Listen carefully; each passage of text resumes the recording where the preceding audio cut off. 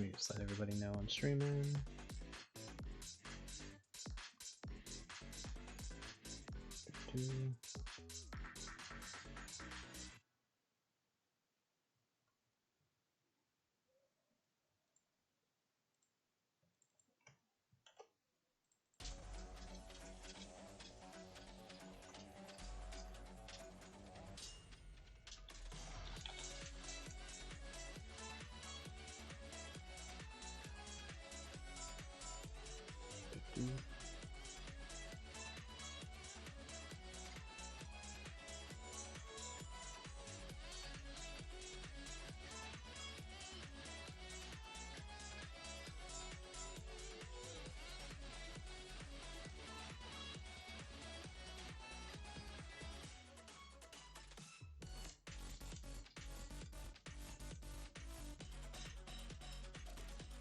Okay.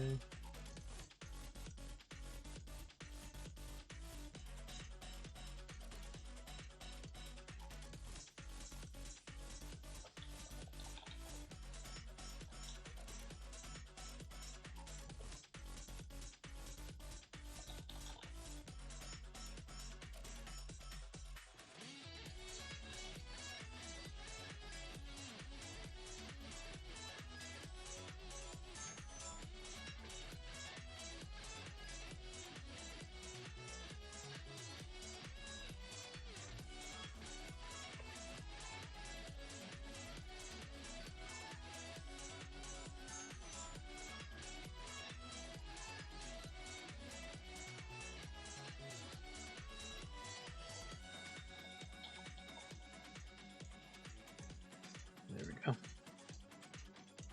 Hey, Alex.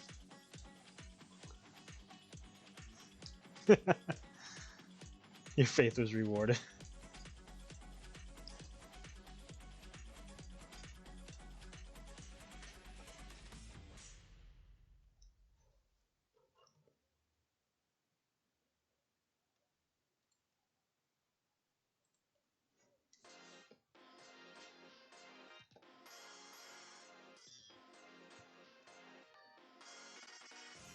Yeah, I ended up getting a lot of rest last night, so I'm all like, I need to make up for that. So now I'm just pushing to get this done, which shouldn't take me too long. It's mostly the bottom panel that I'm debating on whether or not I'm gonna do a lot to the background or just leave it ominous because we're in the middle of Joanne's thoughts. Oh, I'm sorry. Hopefully you're able to relax now.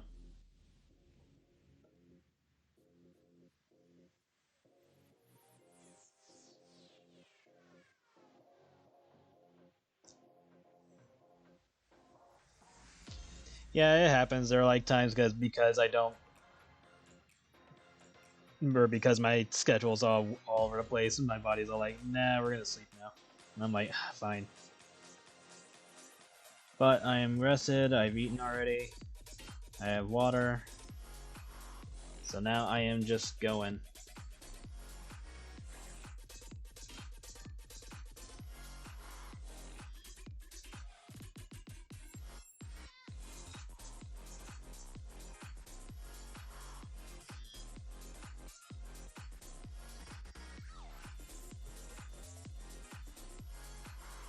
Ooh, nice. It's a good setup for the night.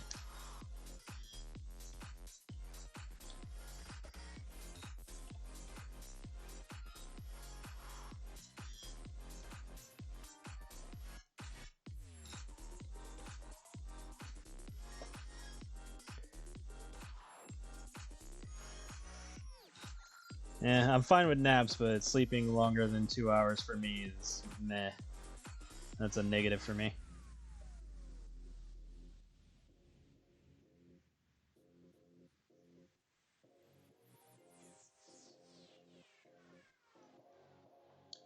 But I chopped that up to the reasons why I end up sleeping past my alarms. Because my body's like, nah, you need this. And I'm just like, fine. So I got more than enough sleep last night.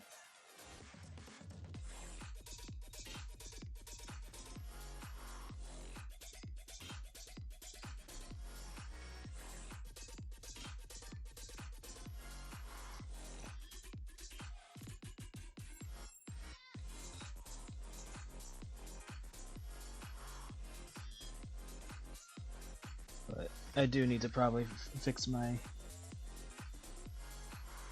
sleep schedule to some degree.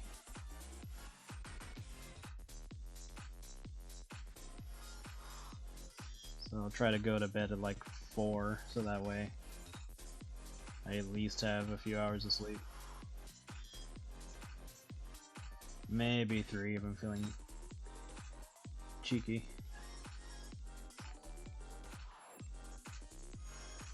Thank you for the follow, Elam HQ, or Liam HQ. There we go.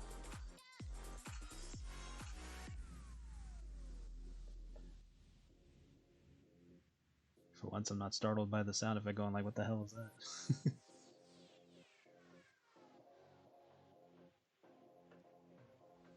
Do.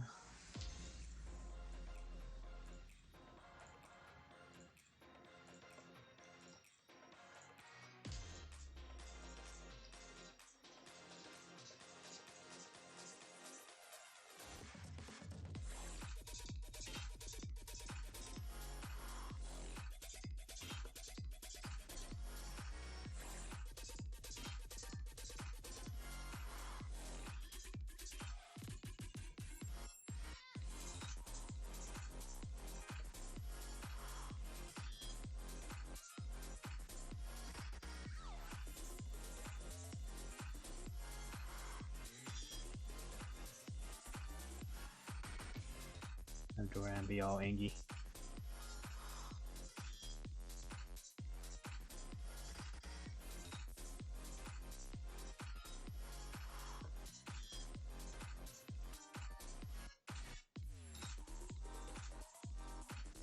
Yeah, she's like thinking about it.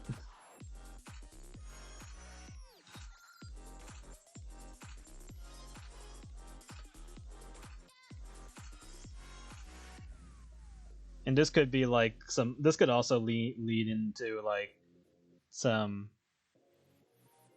hidden interest in this sort of thing she just never knew that she was into. Yeah, kind of like that from Lion King.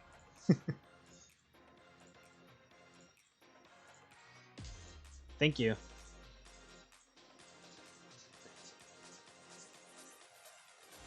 Yeah, I'm trying to put out more videos and stuff, and I'm trying to stream more. There's a lot I'm trying to do more of.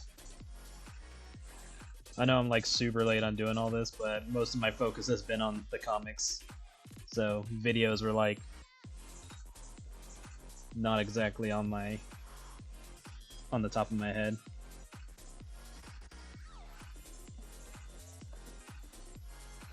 Or top of the list, I should say, but you know what I mean. But I'm trying. And there's a few skit stuff that I want to do. Some involving the Creamfield Girls and other characters.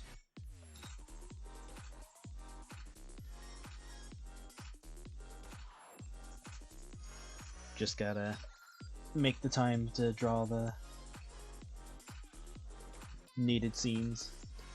And I'm also practicing another art style to go with it, so that way those don't take so long to make. That way this kind of art style sticks with this tier of style that I'm going for.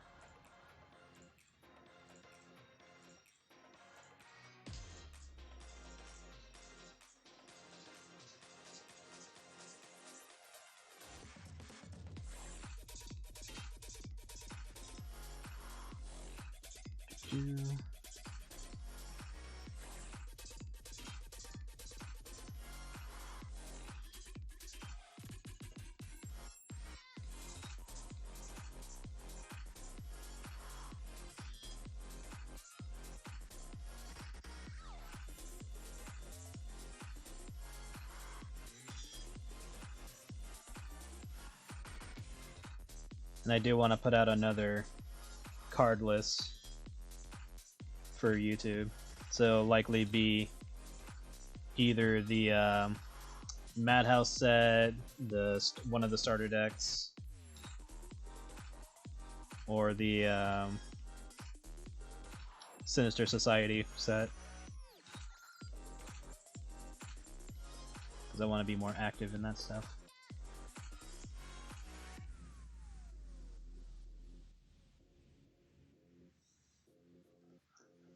And I'm working on getting faster at working on things. Because comics are always going to take a long time because it's multiple characters.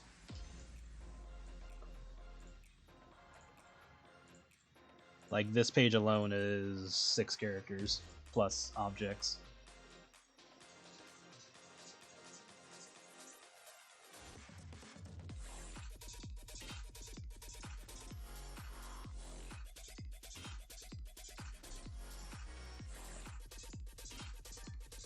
Yeah, hope everyone's having a good afternoon or evening or even morning, because time zones.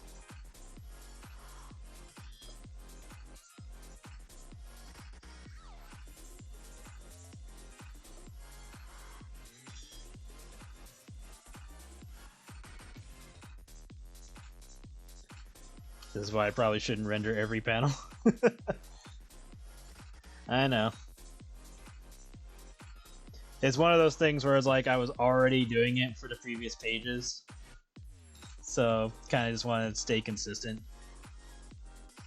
Maybe for future pages after this, or after this chapter, and I had Volume 2's chapter, I might change things up just to save time, and then like rendering will be saved for like covers or art sets or something like that. But for now, I'm just gonna stick with this just to stay consistent. But don't worry, the thought has not passed my mind about it.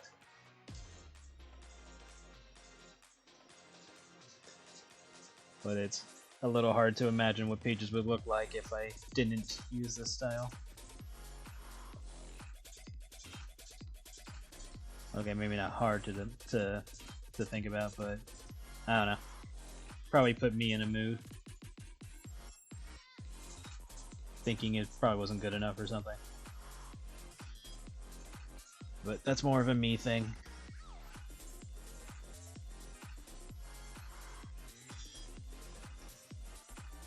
But that's what the stuff I'm gonna do for YouTube will be. It'll be some experimentation, see what works and what doesn't.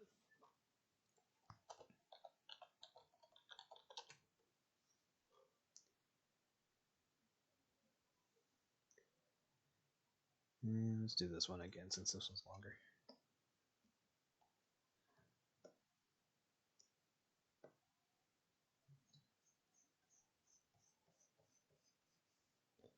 Save.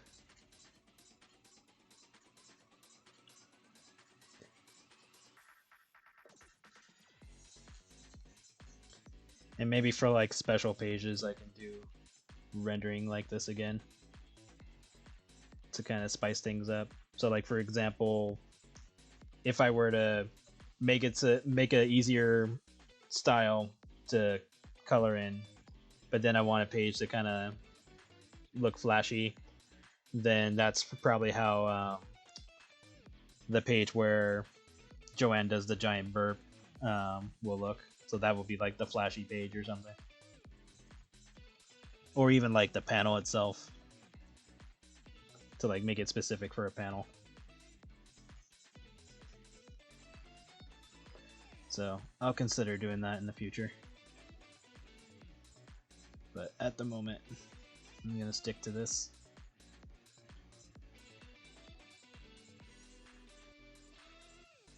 Yeah.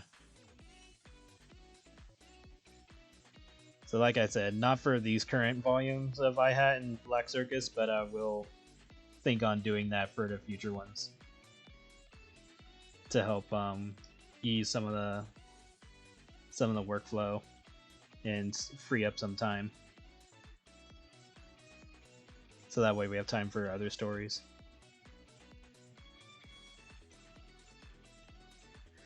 These panels are... Again, I am my own worst enemy. For everything. I critique myself harshly. I think I'm not doing enough. I'm always trying to make my art style better. Or at least look less shitty.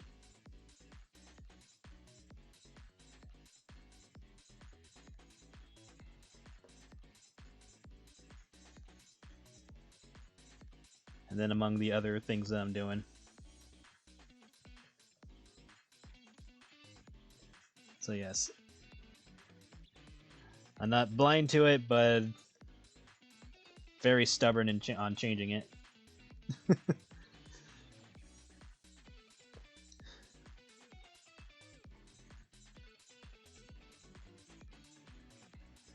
But yes, I'll definitely experiment with other things to see if it'll work, and then if it does work, I'll push it on to the comics. Because like character art and art sets, I mean, they're always going to get the rendering stuff. That's not going to change, unless it's like something ultra specific, like I don't know, some kind of animation or something.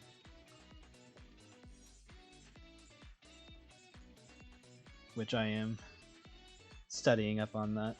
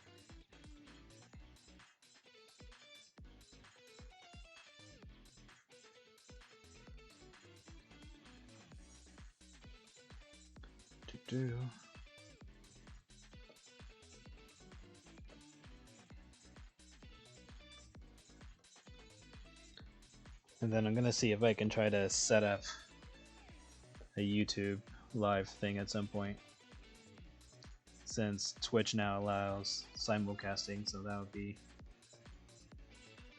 useful. And then I'm thinking for tomorrow, I want to do a Picardo stream, so I can draw something risque.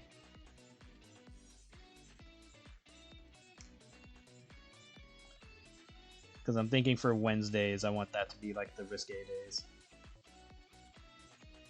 I always like Wednesdays. I know, right? We need some titties. Or some ass, whichever comes first, you know? Not against both. Or we could just have both, yeah. Both is good. Hello, Thunder Kid.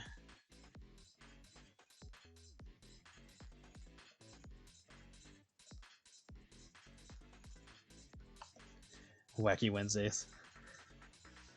My thoughts was not safe for work Wednesdays. Putting the hump back in hump day.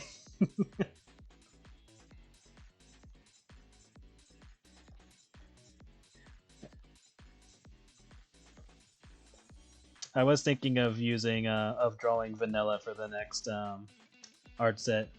Not Vanilla from Sonic, but the one that I have. Have her like covered in frosting and stuff because she's making a cake or something. Did I say ass? Yes, I did say ass.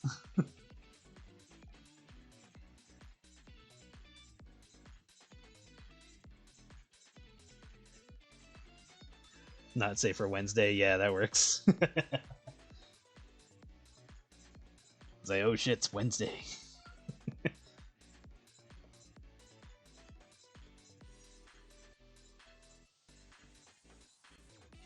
More asses needed. There's a lot of things that are more needed amongst the various themes that I've come across throughout the years. Some of which I haven't really dabbled in, so I want to dabble in them. Like feet. Don't really do anything about that. Not against it. So why not?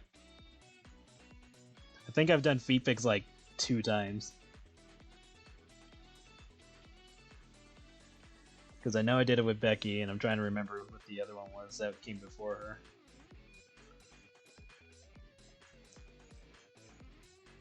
It's probably some old art set that I did. Food porn. Yeah. I haven't really done any of that. Or I have, but not as risque as I would like.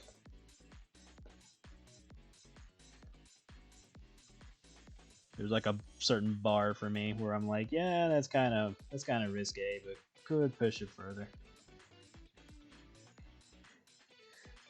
Just throw everything into one picture. If I could throw everything into one picture, that'd be crazy. The range of what that would be. Things like turning characters into robots. The whole torso thing that I did with Venus.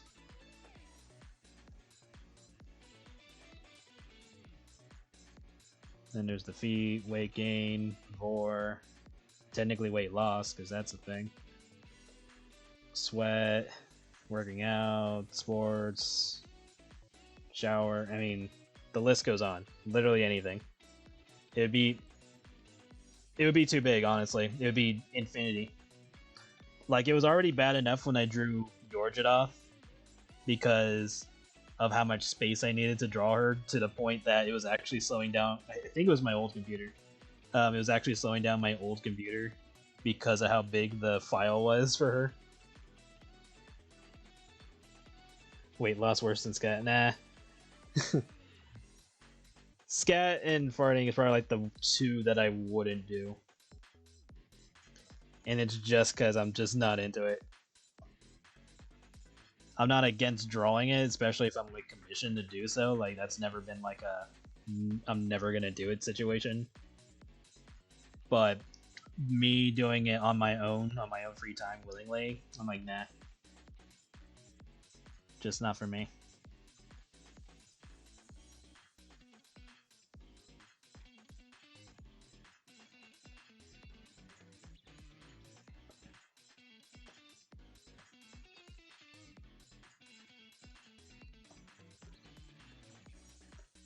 Hypnotism, that's another good one.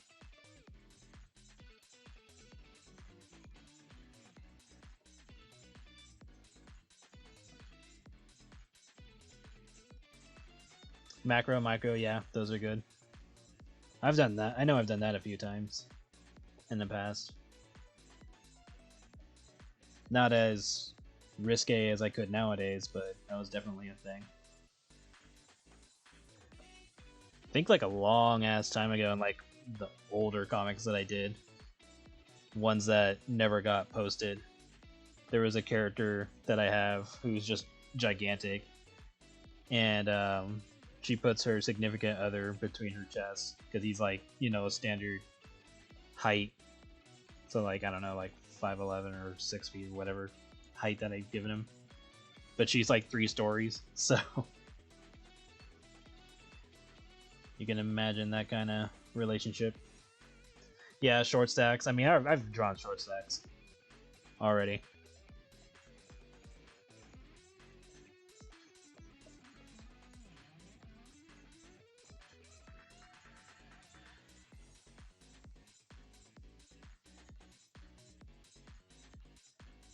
Big stacks? How does that work? Like, just big characters in general? I don't think I've heard of big stacks, honestly. That's why I'm asking.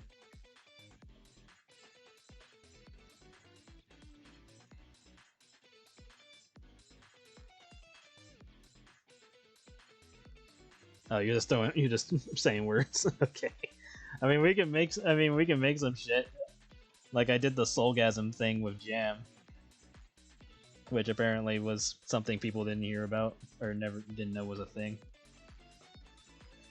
Just regular stacks were, fuck it, we'll just make a character that becomes food, the food transformation stuff, and he's just a stack of pancakes. Fuck it. That's something I need to dive into, turning characters into objects and stuff, and just going with it.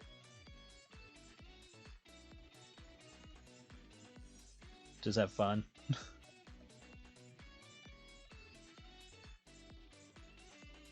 Fat goo transformation. That's kind of lemon lime when if she ever puts on weight.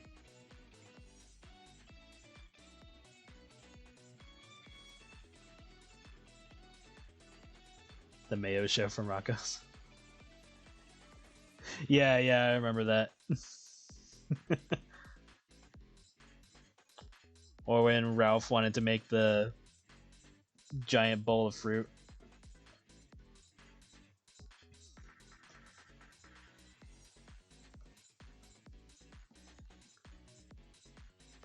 I forget what his new name is. I think he gave himself a new name.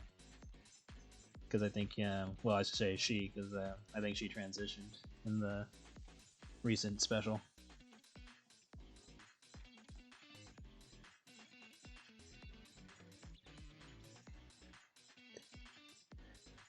Demon horns covered in spit. Like she... Yeah.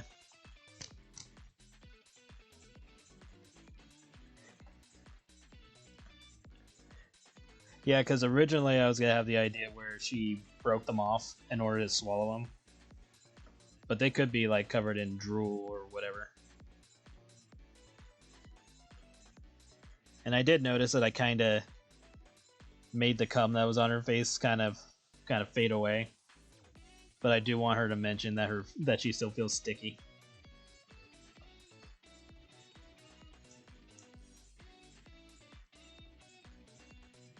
And that she'll need a shower. Which there is a shower in this room. It's on the left to the door. Yeah. So even though it's pretty much faded at this point, I'm still gonna have her mention it.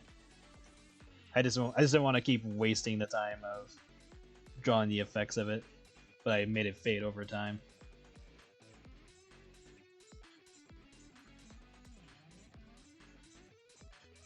But she will mention that she still feels sticky.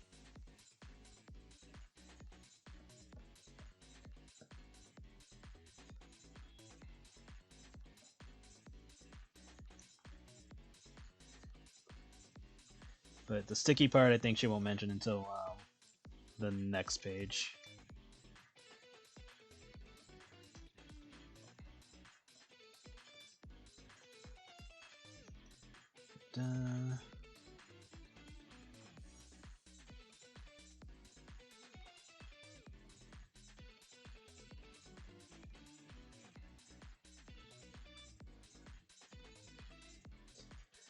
Hello, Blue Umbra. I know someone who likes chunky cheeks. Well, when you say chunky cheeks, do you mean the face or do you mean the ass? Because that can work both ways. And I can make that a thing. It's like, oh, here's a squirrel character who just like stuffing their face with nuts and just have big old cheeks. Fuck it, we'll make that a thing. I'll do it.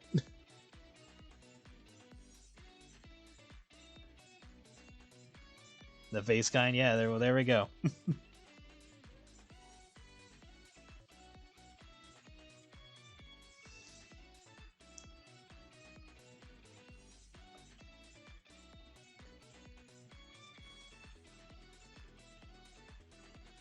Chuck E. Cheese, but chunky.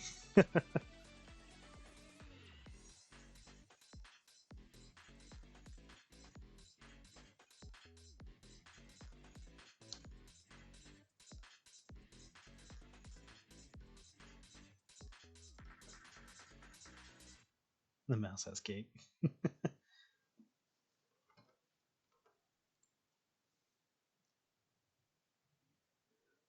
See, let's do you next.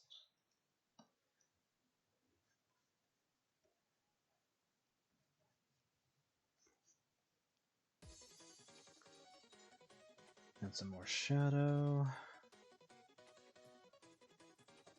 Because her large belly is all taking up the light over here.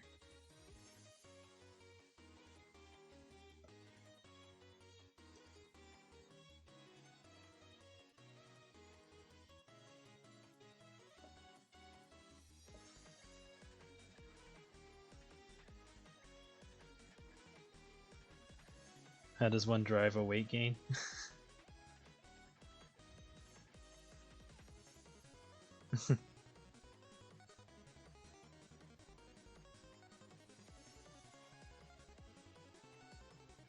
There's probably a way to word that.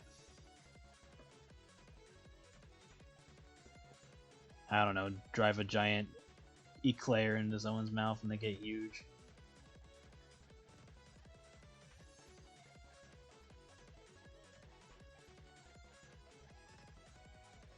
Various ways to go about it.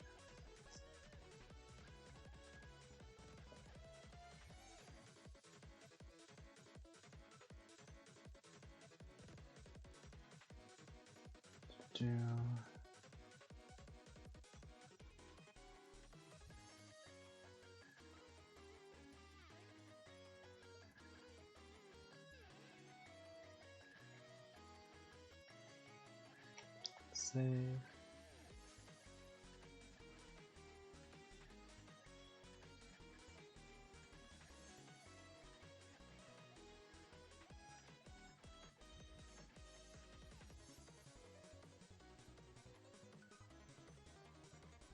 Damn, this song is going in hard.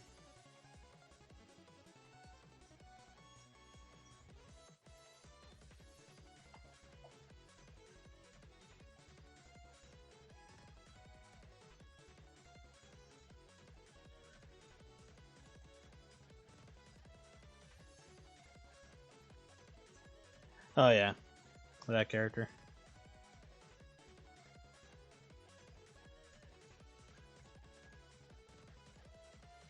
So many ideas, so little time.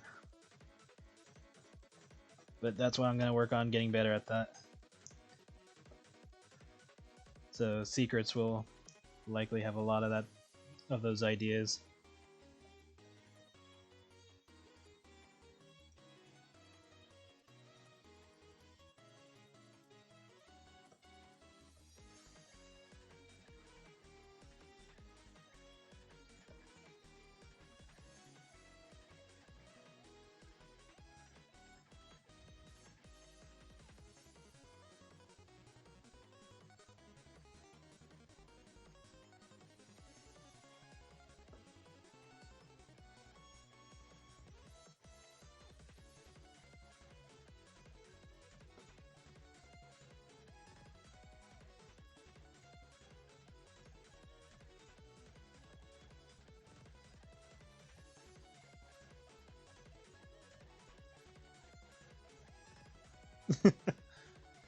Well, I will make as many stories, comics, characters, whatever. I'll make as many as I possibly can. And if I somehow discover immortality, that would also be a help. So if it happens, cool.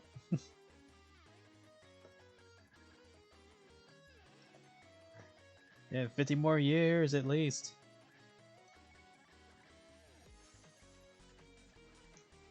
$100 years. Viro stuff. 100 years, yes.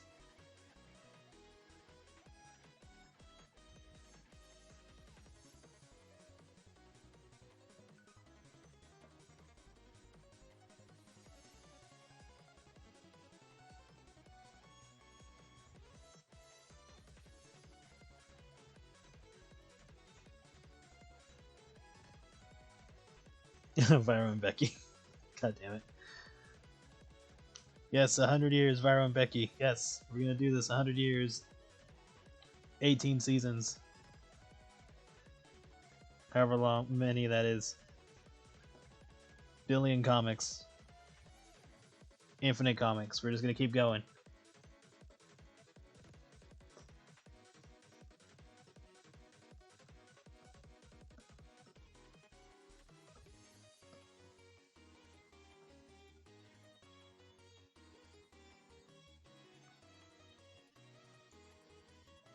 Yes, exactly. Every timeline.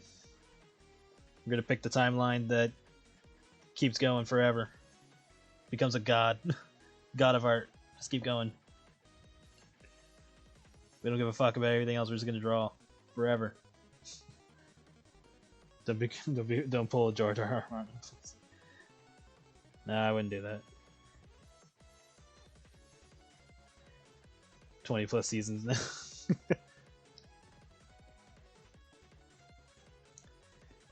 Studio animation.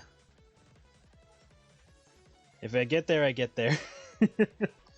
All I can do is keep doing what I'm doing, try my best, and maybe something will happen.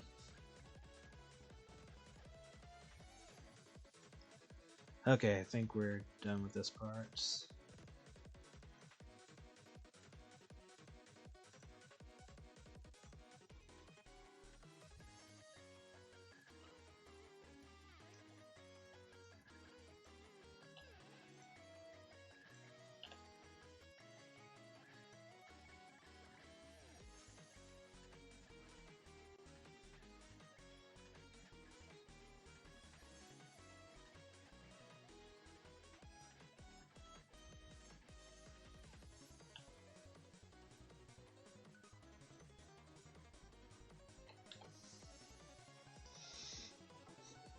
Ghibli style? I don't even know if that would work for how I do things.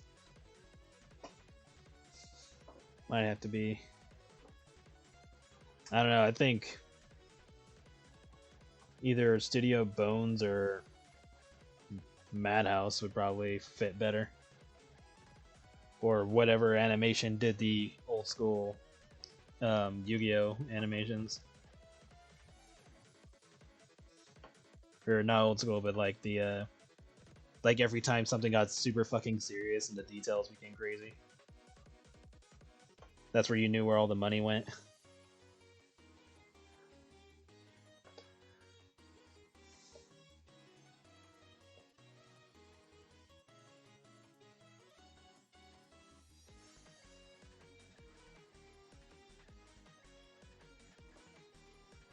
Same thing for the old Dragon Ball animations. Side note, you have Hot Pockets. Nice. Haven't had Hot Pockets. Haven't had Hot Pockets in a while. I almost got them the last time I went grocery shopping. I was just like, nah. I already got enough pizza stuff.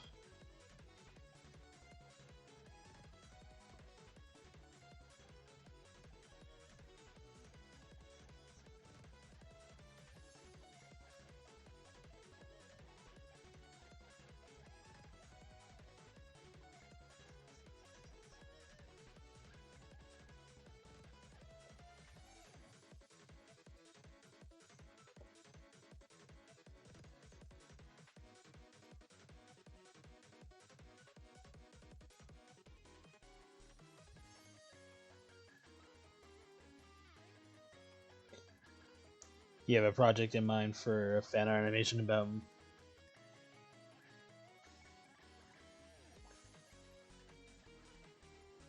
Well, that's interesting.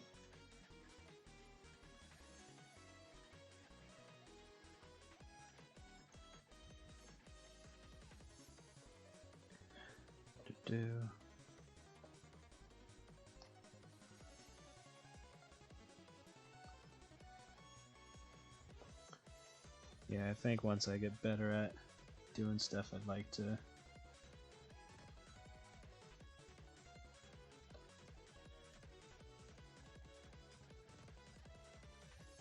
push out some more risque stuff.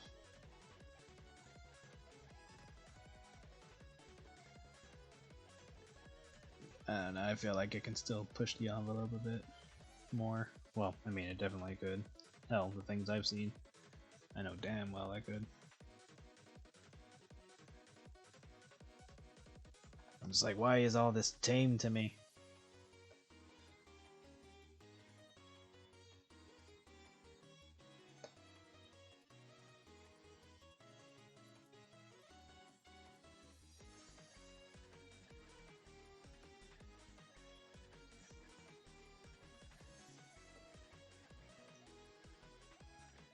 I was thinking of doing something similar. Just haven't decided if it was going to be jam or if it should be coffee.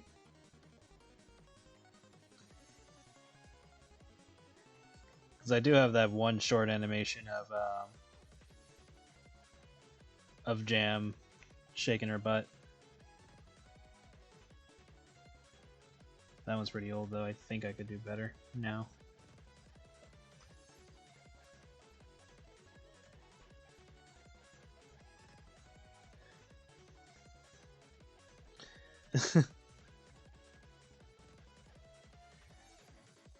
That would be funny to do a Dragon Ball animation.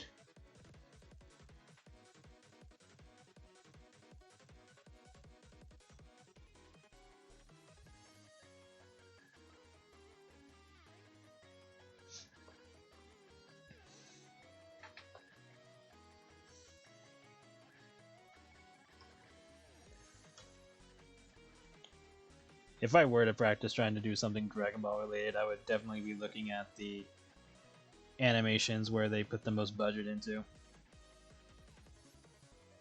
Because that art style was really, really, really good.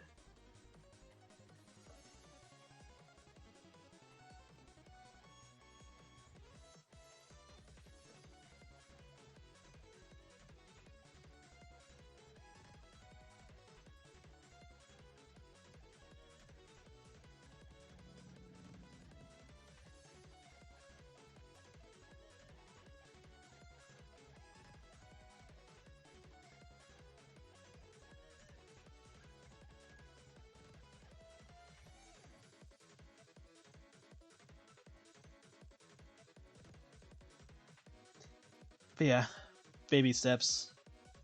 I'm trying. That's why I'm trying to stream more often. So these are my attempts of trying to do better.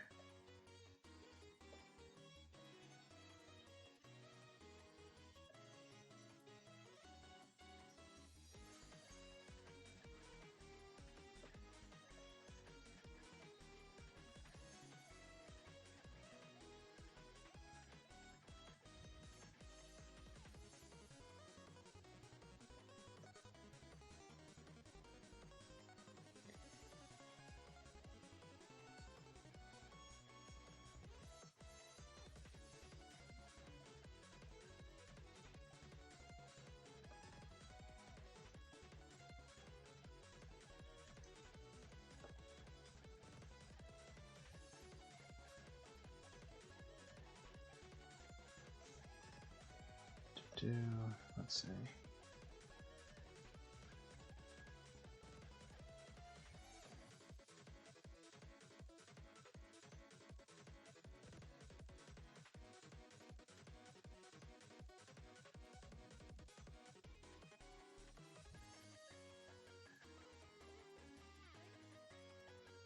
Just realized how fast I did this bait. I could have had this done last night, but I ended up getting sleep.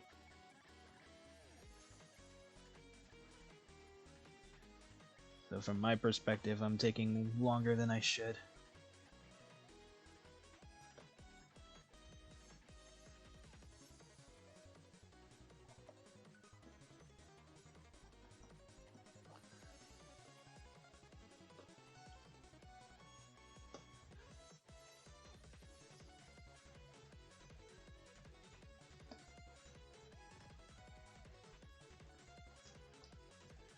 Have I watched the latest season of Digimon called Ghost Game? I watched like the first couple episodes and then I just kind of fell out.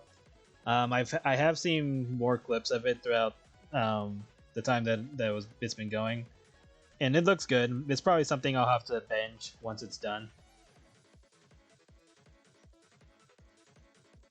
But Ghost Game was pretty neat from what I saw. The first few episodes I did like.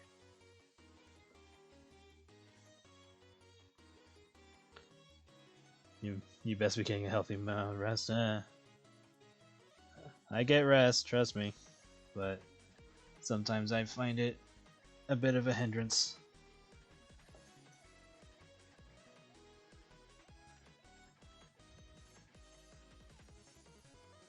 If I did not require rest, I'd probably get a lot more done.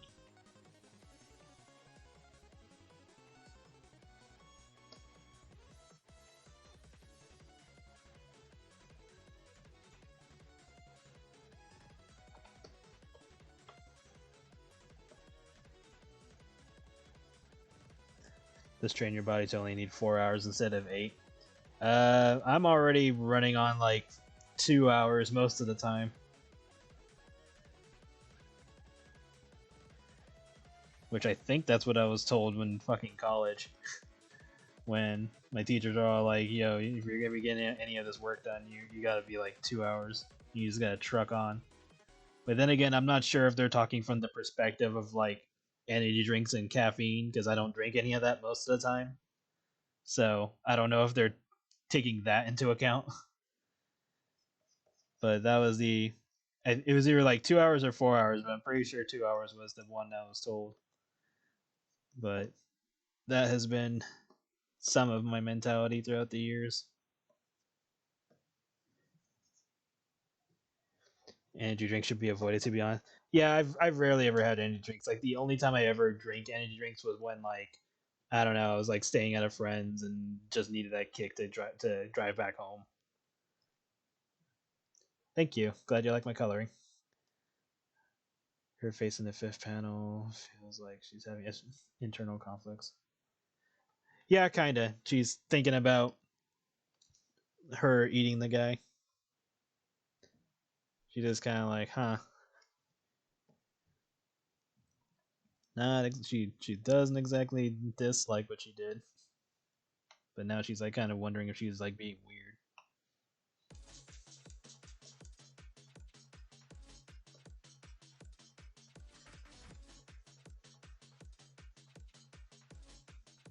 Or like, you know, if this is like just something that she's going through because of the events of what happened.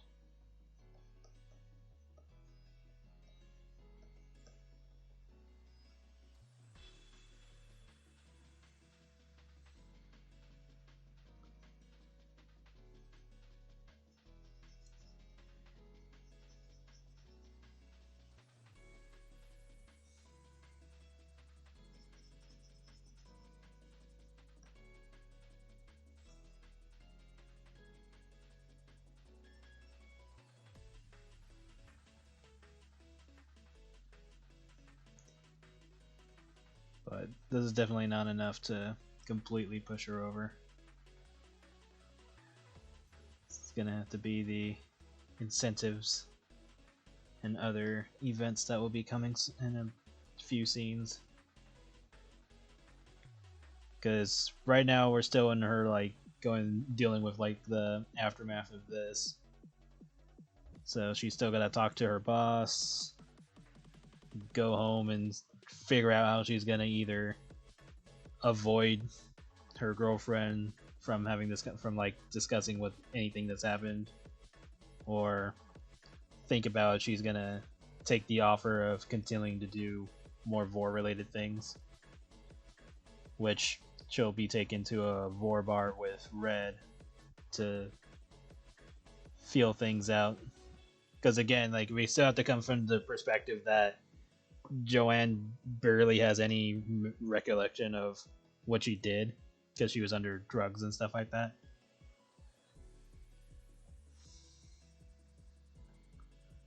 So her going to the Vor bar will be like her chance of actually experiencing it.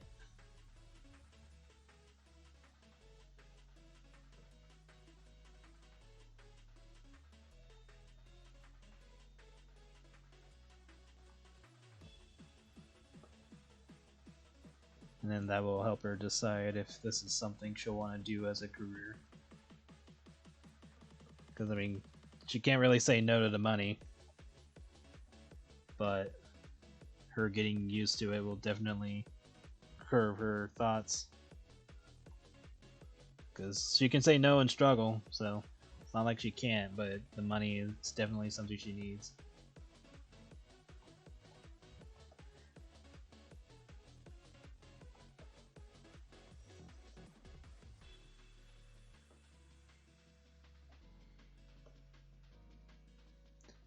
And unfortunately, she is a struggling actress.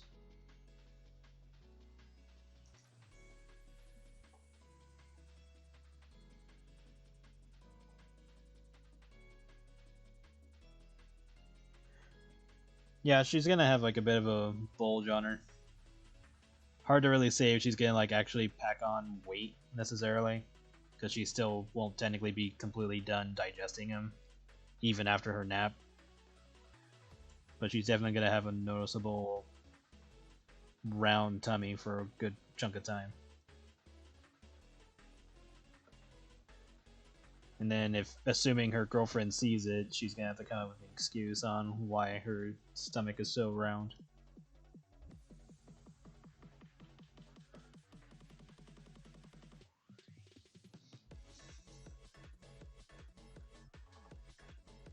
One benefit she has is that she's a snake, so it's not like this is completely abnormal.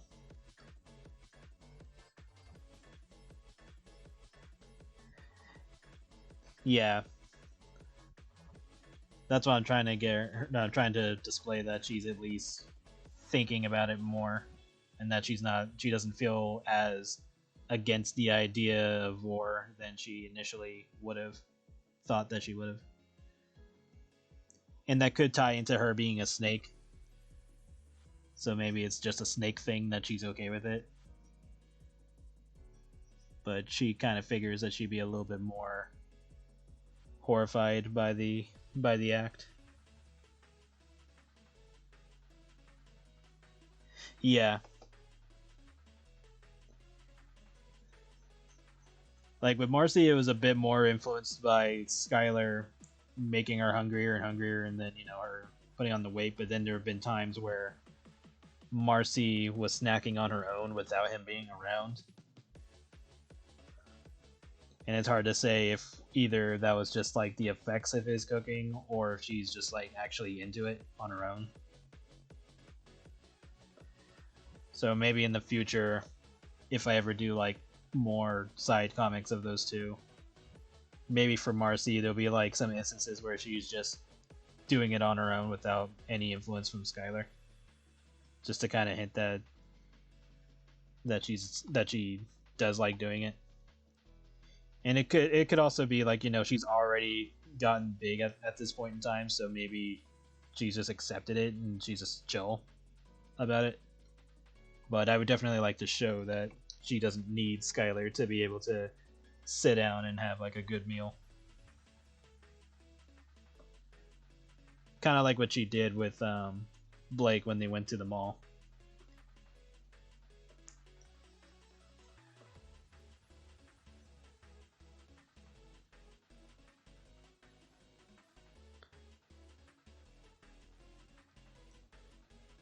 Yeah, because some of it's still trying to be realistic enough where it's like, okay, obviously we have characters who can influence things, but we also have characters who might secretly like certain actions that they just haven't explored, or maybe it's just something completely new to them. I mean, it can go all over the place because there's stuff like brainwashing, and then there's like secret desires and other stuff. So there's not really a wrong answer to whatever I decide to go with a character, as long as it makes sense and it's like realistic enough where it's like, okay, I can see this actually happening the way it's happening. Thank you for the follow, Lance Nocturna Games. Lance Nocturna Games. There we go. LNG.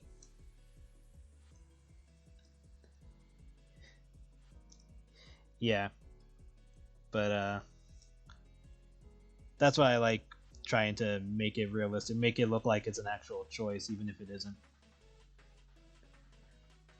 Yay, getting more follows.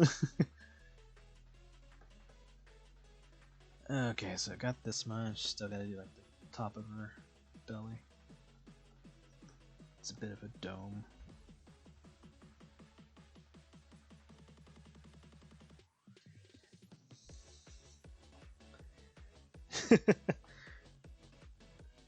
Well, I'm glad a big full snake belly is helping out your day.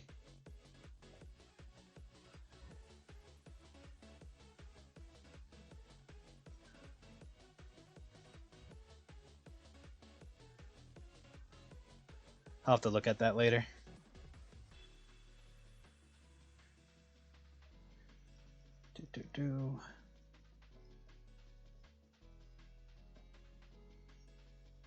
Or actually, if I can, I'll see if I can take a peek at it real quick. Just save.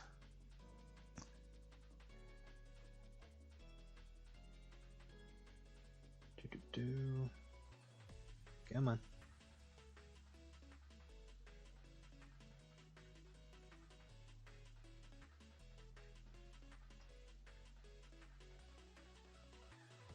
Huh. I mean, at this rate, that's gonna be Plum and her girlfriend.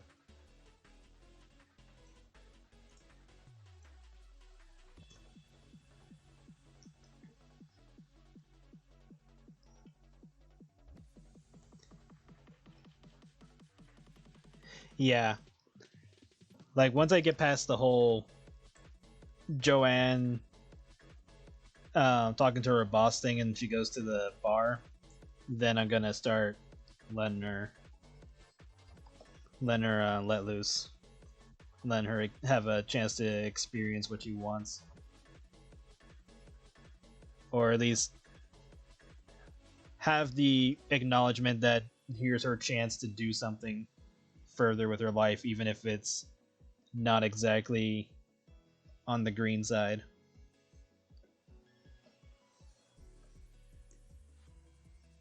It's kind of like one of those moments where it's like, what are you willing to do? Not so much that it has to be something like illegal or violent or whatever, but just more like, you know, if you want something, if you want to accomplish something, you gotta put in the work. Is Plum's girlfriend a big fat hyena? Nope. No, she is not.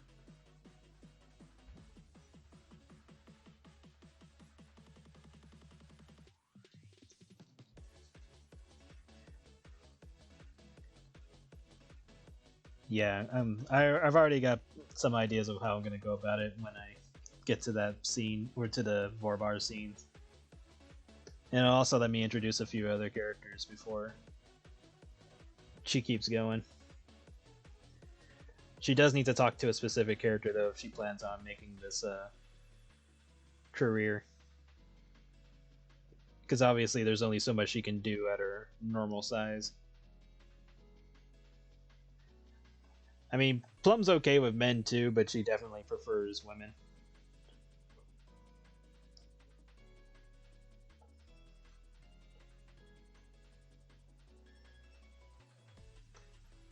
It's like if you put her in a situation where she has to fuck a guy, she's like, okay.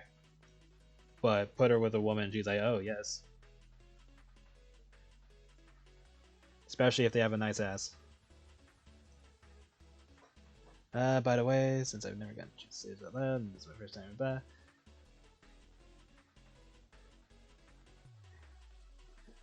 Oh, thank you. Yeah, I probably have some Yu-Gi-Oh influence in there, because definitely the eyes have been influenced by Yu-Gi-Oh. And the card game that I'm working on has influences of Yu-Gi-Oh as well. I'm trying to mix in like several card games that I've played into it. But thank you, I'm glad you like it. Still waiting to see small comic of Blum participating in No Nut Nothing.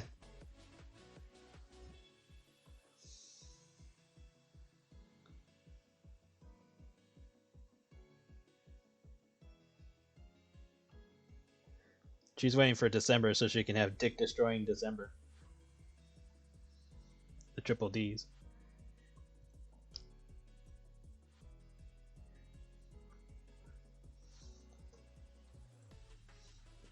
So No Nut November, that just sounds like a scary story to tell people. To tell men.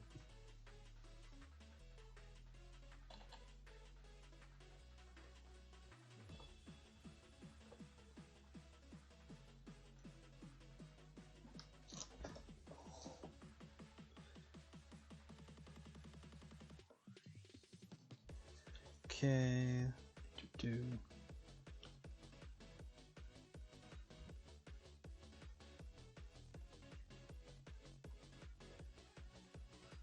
Getting closer to the end.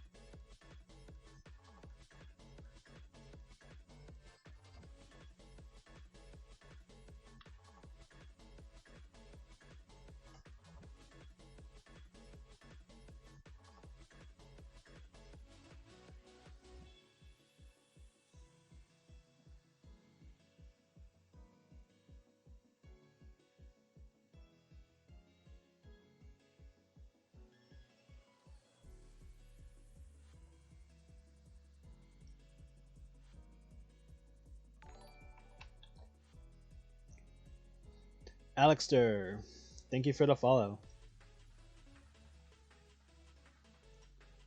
Or perhaps it's pronounced Alistair, but still, Alexter, thank you for the follow.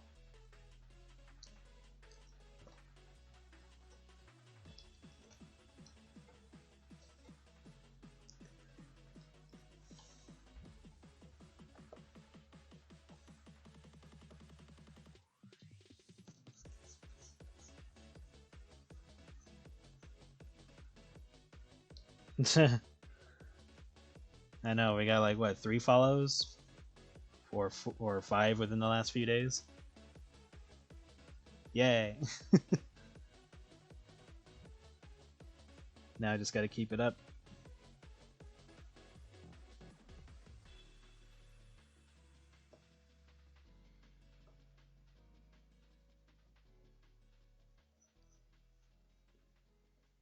Do.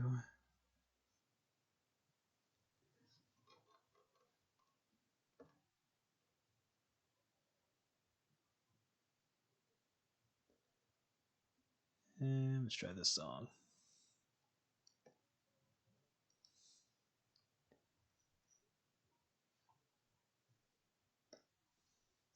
Thibault said he's paying off.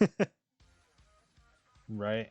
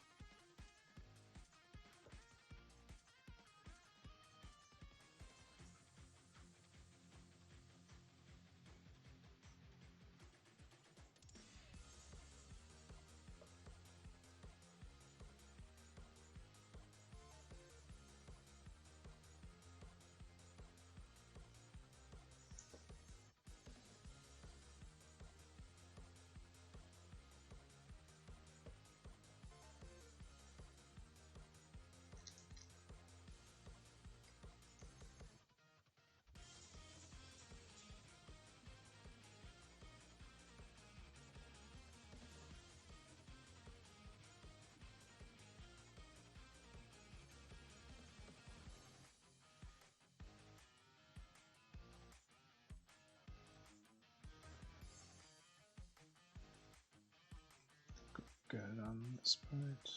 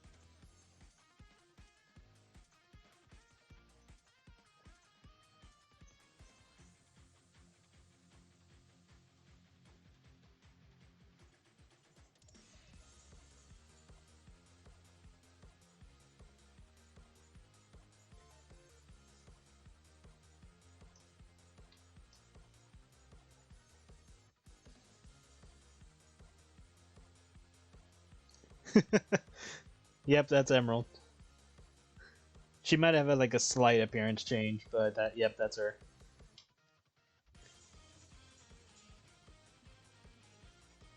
Originally, she was going to have a hard time speaking in English because she's foreign, but then I decided that given the context of how Volume 2 goes, there's no reason why she wouldn't know English.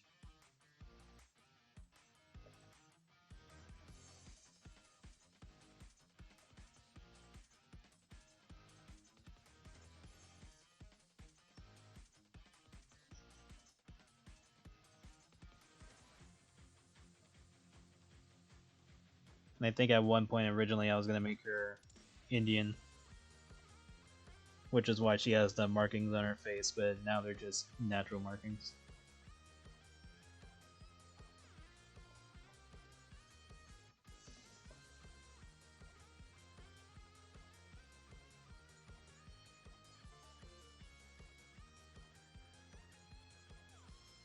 No, she's going to get her comic next. Likely after Secrets. I can work on that on the side.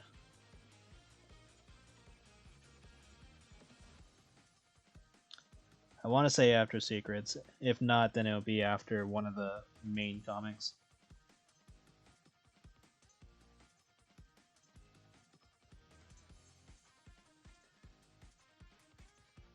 If anything, it was mostly just Jam got her comic a little too soon, or at least her introduction a bit too soon. Because I was just like already making another character when I made the first comic.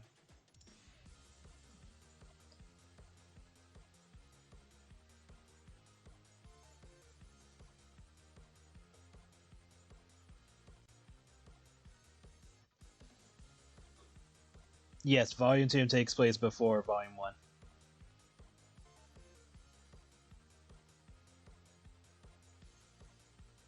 And then some parts of it takes place during Volume 1.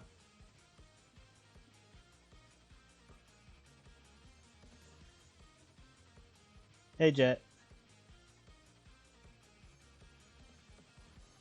Yeah, I did see that you joined Patreon. Thank you. You'll be getting a link to your tier on Friday. Look at that belly now.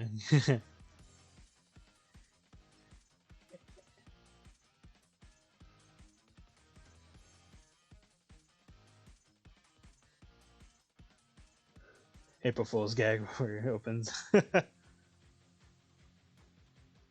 That'd be funny. No problem. Yeah, I do a comic about Douglas instead of Plum, and Plum's like, oh, hell no.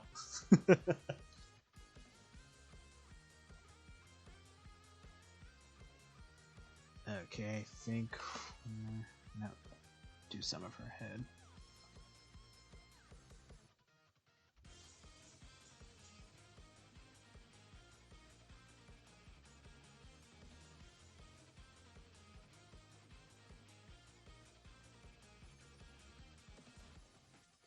There we go.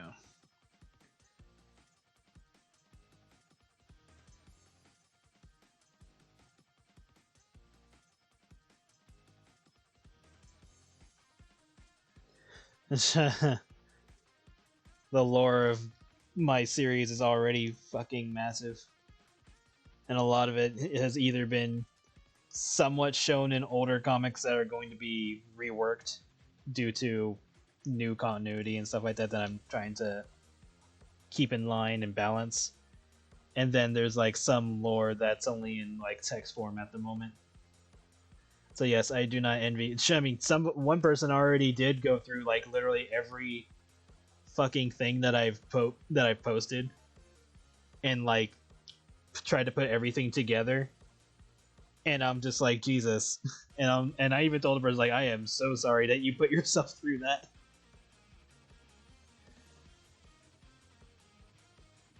I was like 5. Well, I wasn't 5 when I made all this. I was in high school, but well, middle school when I made Viro. At least I think I was in middle school. I made Viro. I might have been younger than that. But yeah, a lot of this came when I was in high school, and I just kind of kept going.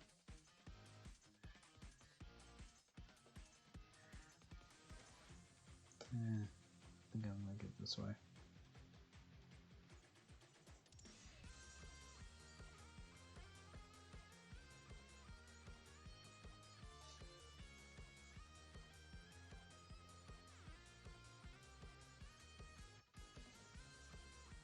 Oh yeah,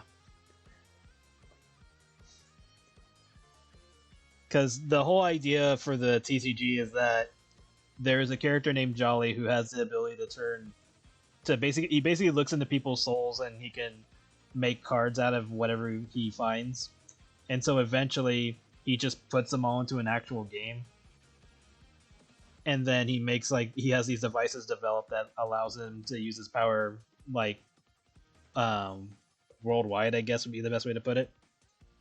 And so anyone who buys the device basically gets cards based off of their soul made, as well as like generic cards that get made, so that way they have an actual deck and stuff like that. But then if there's like specific cards that didn't exist, they now exist. So like for example, um, if Stacy got the device, it would base everything that she knows and stuff like that. So that's why there are cards of like Marcy and Skylar and all that. But then it could also be somewhat fourth wall breaking because it's like, okay, here are a bunch of characters that likely wouldn't be participating in it. So some of it's more like, fuck it, it's probably across timelines too, and that's why certain cards exist. But that was the initial idea: is just guy has the ability to turn people's souls into cards, and so there you go.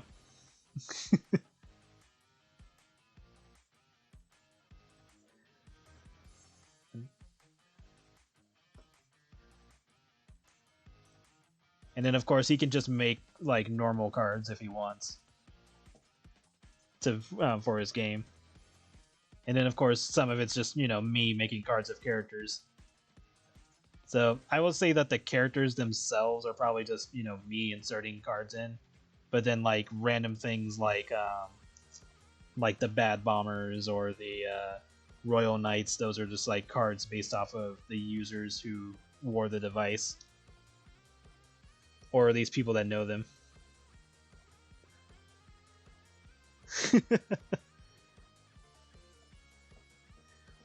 But they are not the original people. They are just based off of them. If anything, it's probably easier to say that he basically just scanned everybody in the world and made cards, and then he made like his own archetypes and stuff like that.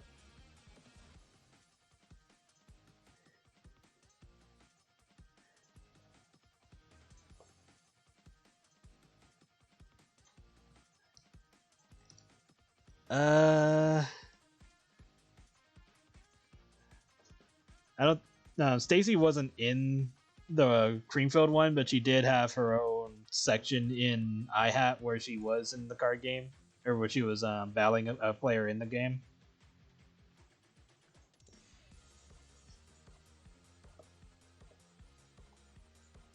Have I made a card for Stacy yet? I don't think I have. I'll have to check. It's been a while.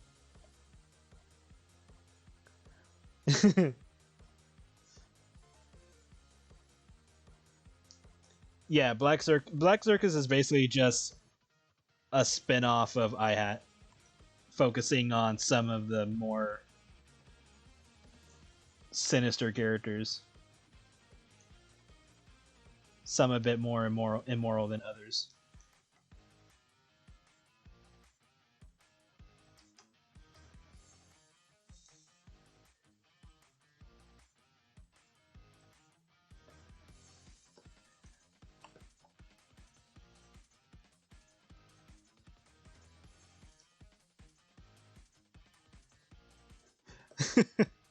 Well, the card game wasn't focused on her, it was focused on Kiwi, who was also an avid card player. It would be fun to see the two play against each other. Yes, this is Omega Strikers.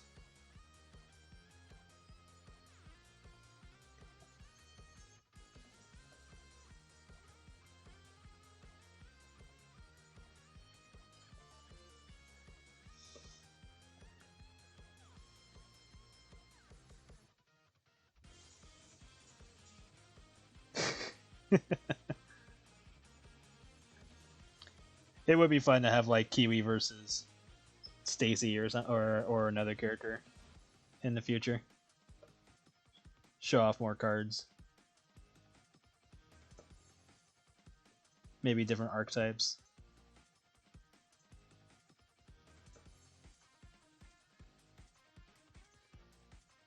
And Stacy will get her time.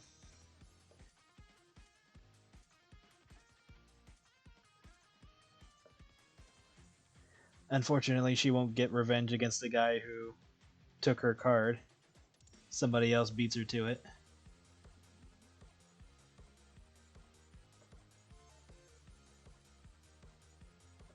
Oh yeah, I should probably do that.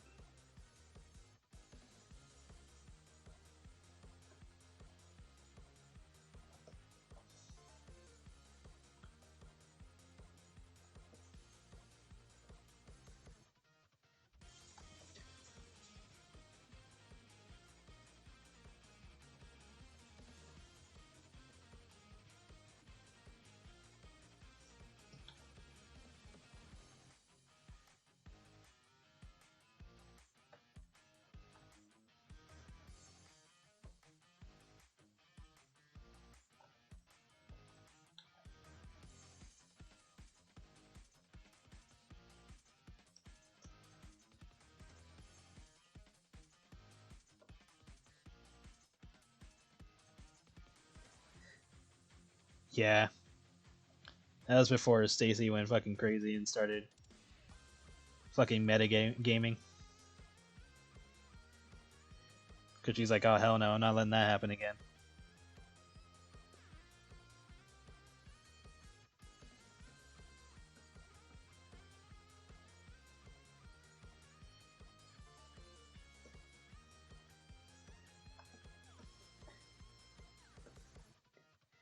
And they can always say that Talon 12 got her another copy of the cards that she lost. And she can see that as him being sweet.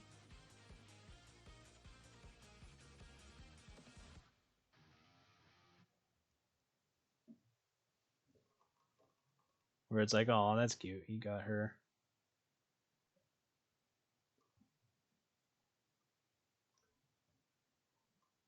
Let's try this one.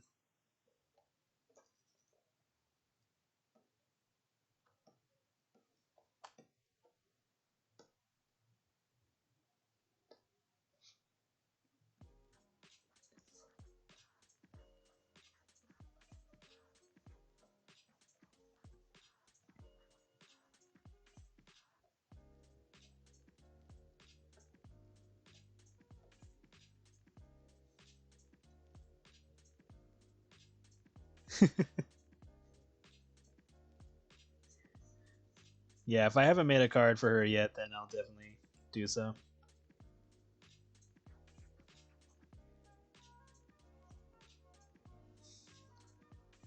Great, now I'm wondering, it's like, did I make a card? Let me check. If I did and it's like an old version, then I might rework it.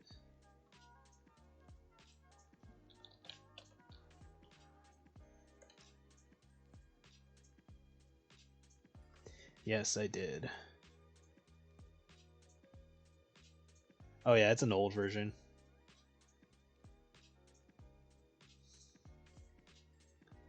Yeah, I'm definitely gonna rework this. Da-da-da. Yeah, and she has an archetype that's in it. Shit, I forgot I even drew the card that she's holding. Yeah, all of that's gonna get reworked.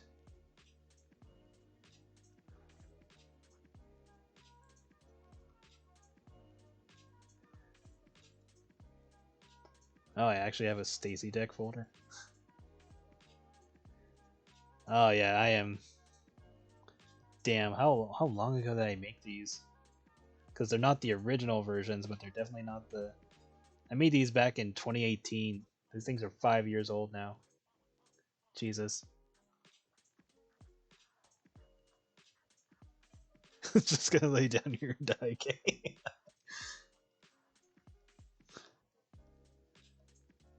This sounds like the personality of like, fuck me, I am horrible with names. The snake girl.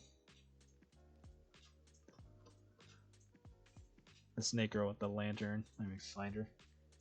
I'm horrible with names. Let's see, gallery. Where's my Astacasts? Because I know it's in there.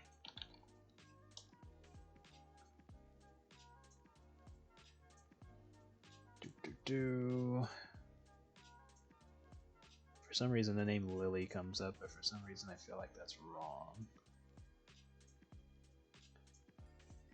But knowing me, it would be that something that simple.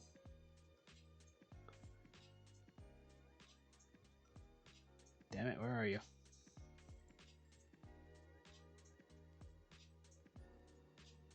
Did I pass you somehow? Oh no, it wasn't an Astacast, it was a Halloween thing. Or no, it was Valentine's Day, that's what it was.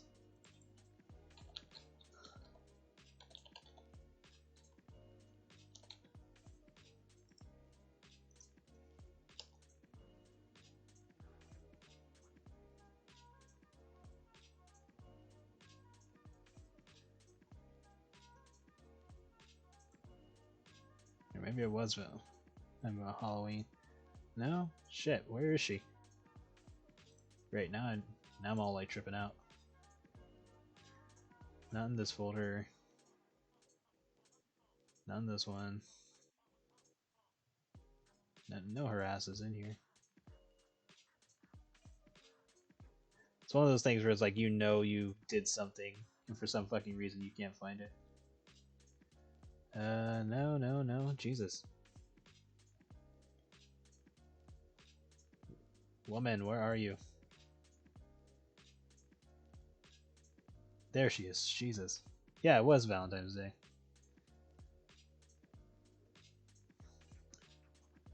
Sue, that was her name.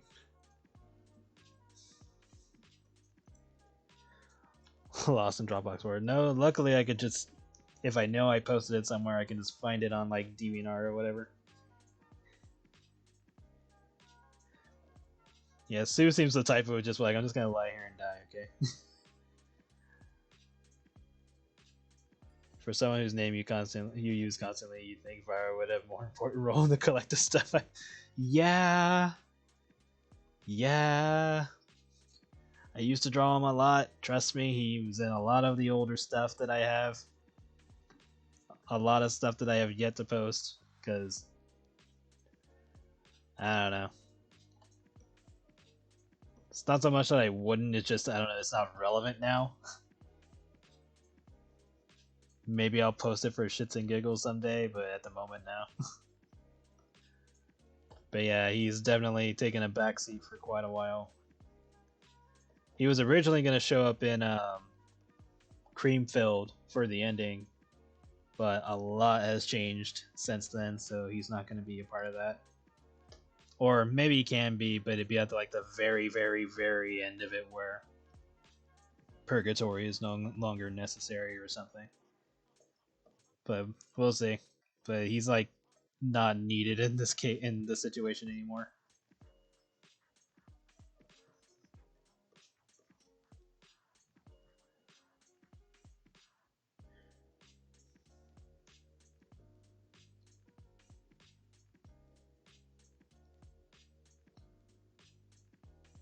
Oh yeah.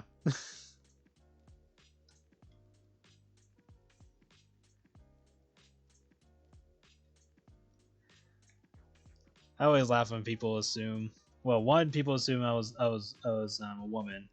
Two, they assume that just because I draw weight gain stuff, that it's like some kind of weird self-reflection thing, or that I'm making fun of bigger people for some reason, or when people trip out and say bigger people are not attractive, and I'm just like, yo, I'm just drawing a comic about shit that I like, okay?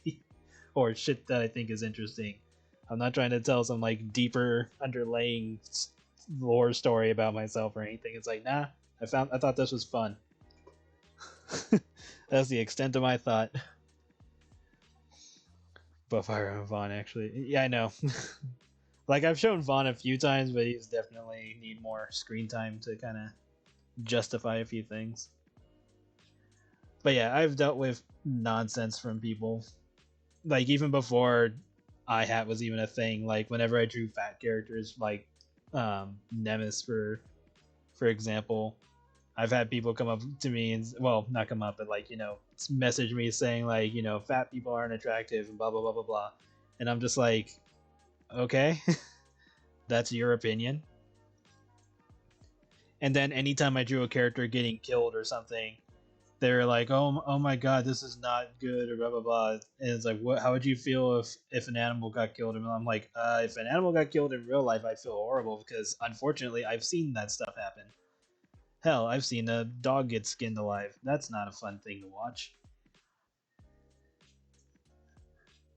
So, yeah, real life shit, this is horrible.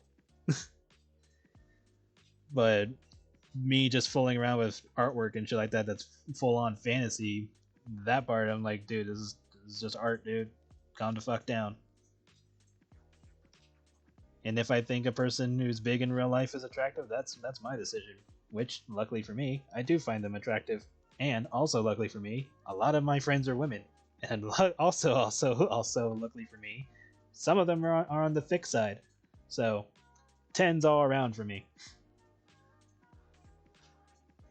Not saying skinnier people are not attractive either, but I like multiple things, and I like both. So yeah, fuck off.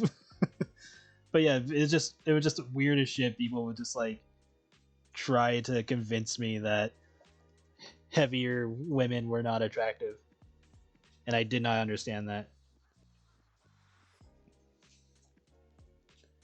And I was just like, I don't know what you're trying to accomplish here.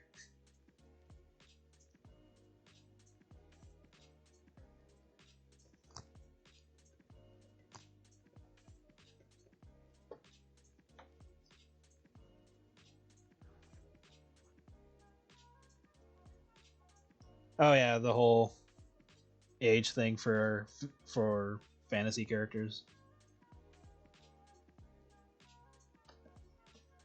Like it's perfectly fine if you don't like it. I'm not trying to force you into liking it or not. That's your decision. But to me, it's a fictional character. I have full control over their situation. They have no will of their own. I treat them real in the sense of how they would act in their actions and stuff like that. Is just this is for fun. This is all fantasy shit. Does this reflect anything I would do in real life? No. Or whatever beliefs I have in real life? No. My beliefs are my own. But in terms of fantasy shit, it's like, dude, just have fun. Or if you don't like it, don't look at it. Or don't, put yourself into it. It's kind of like the people who don't like something but will go out of their way to talk shit on the thing they don't like people who hate Hell of a Boss for whatever reason. And I'm like, okay, you don't like Hell of a Boss, but then they'll like consistently and persistently go after accounts and get into conversations with people about the series that they don't like, but then they'll keep bitching about it the entire time. It's like, okay, we get it, you don't like it, why are you here? Which was my same reaction when people came to my stuff. It's like, oh, I don't like that this character's fat, or I don't like that there's blood and gore and stuff. And I'm like, okay, cool, but why are you here?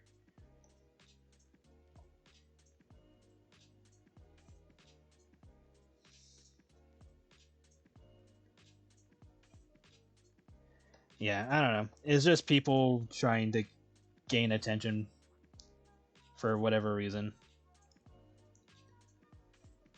I don't know if they're just bored or have nothing to do with themselves or any other reason that they're doing this shit.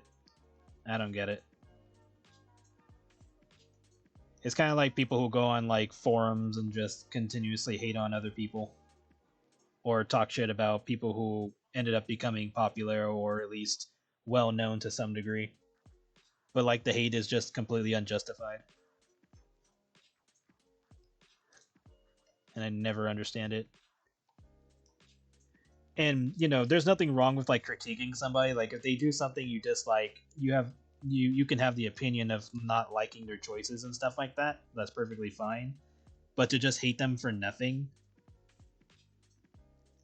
or like hate them to the point where you're saying like, you know, you just completely do not like their work, but then you keep immersing yourself in their work. That part makes no sense. It's like, if you didn't like it, that's fine, but why are you continuously pushing yourself into it? And that part is the part where it's like, okay, now you're just hating to hate. You're not like having an opinion and then you resolve your opinion by making the decision of not continuing to follow that content. Because after that point, you're just doing it to yourself.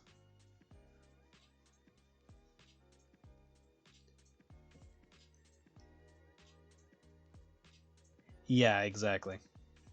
Like, I've seen people hate on like Kip Tete's artwork and stuff like that, and they'll continuously, like, every week or so, somebody will just talk shit on Kip's work and be like, "Oh, here's this" and all that.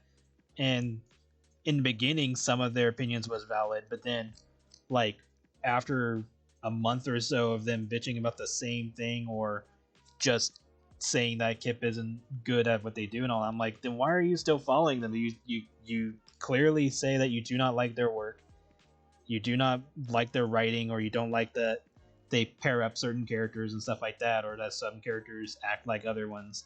But then they'll just keep on over and over and over, and I'm just like, this is more than just an opinion at that point. Yeah, and the same happens with games and air quotes celebrities, or at least popular people. It's kind of like being mad at MatPat for theories. I was like, well, for one, it's theories. It's just him theorizing about potential lore of certain things, or, you know, whatever information he can get out of small hints. Nothing he says is 100% canon. If it ends up being canon, then he was really good at figuring it out. But after that point, it's like, why are you hating on a guy who's just coming up with interesting ideas for potential stories in a series? Like the whole Mario secretly dislikes his brother, and there's like, here's like the hints of how that's a possibility. And even if that's not the case, it's still interesting to think about, because it's like, well, here's all this evidence of Mario shitting on Luigi for some reason.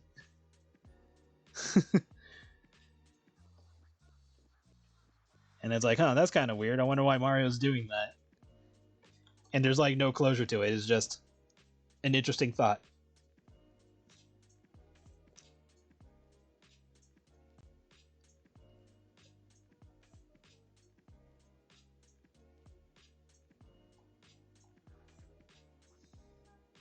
Yeah, true. Like, if you see, or if you get like involved in like a theory, or like you come up with like a headcanon or something about a particular series, but there's like nothing canonically that says that it's correct or whatever.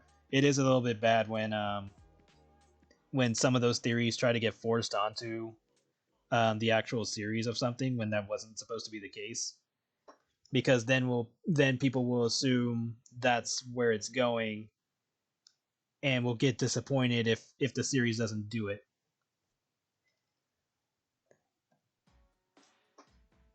And I can understand that, where the theory is more interesting than the end result type of thing, or like the canon result. But at the same time, you know, it's not your series, it's whoever made it. So if whatever your headcanon was didn't work, then oh well. But at the same time, if it didn't work out, nothing's stopping you from making fanfics or making your own version of the story. I mean, that's what dojins and other fan comics have done. Hell, I'm sure there's been several ideas I'm like, this is my headcanon. Because it's just much more interesting than what happened canonically.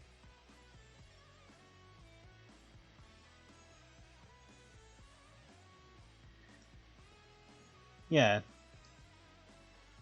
Like, if you didn't like the original, perfectly fine. That's a valid opinion to have.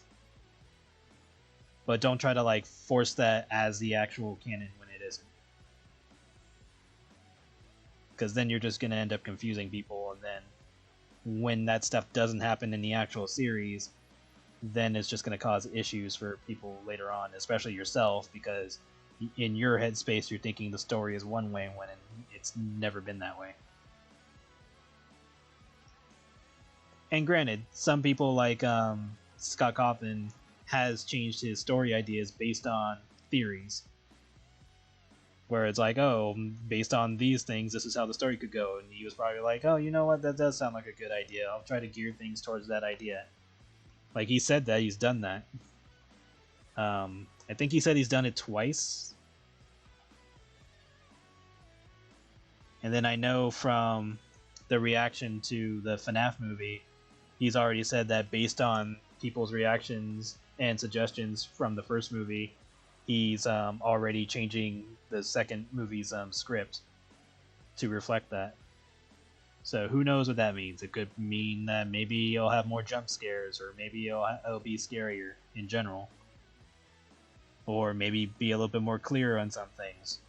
But at least he's paying attention and listening.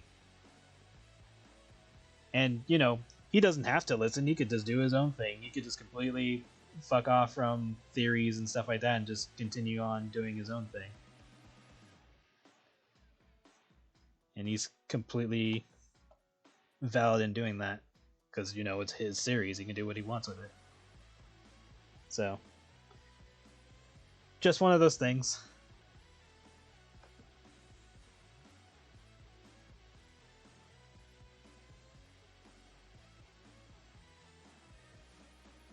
But yeah, God help me if anybody tries to make a fucking lore video. Well, I mean, again, somebody's already done it technically, but God help anybody who tries to go further than what's already been done. Like, once there's more content of my stuff out, it's like, good luck. Especially the part when it gets to the card game stuff, because it's like, okay, wait, so there's a card game of all these characters, which means all this is canon. That there's just an existing card game of all the characters in the series.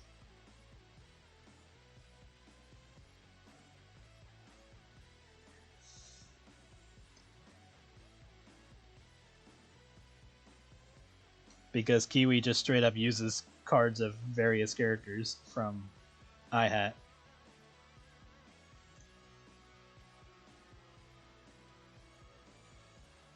And then, of course, Eden uses a card of Jam, so there you go.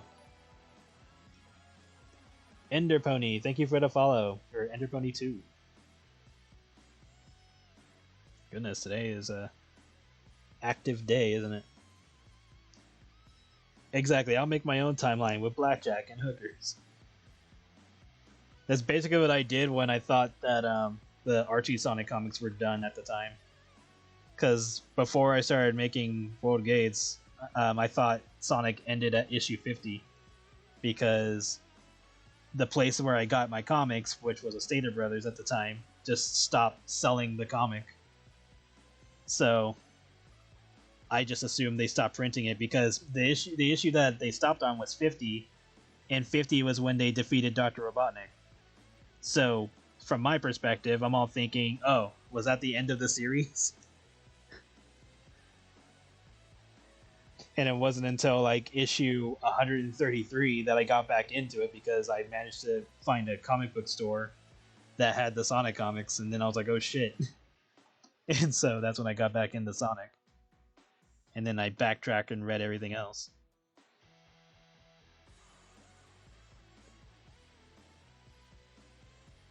I had debated on Eden using a Kiwi card, but now I was like, nah.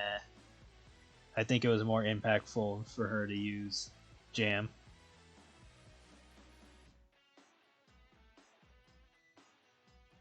Although technically Kiwi would have a copy of herself, given how the card system worked at the time.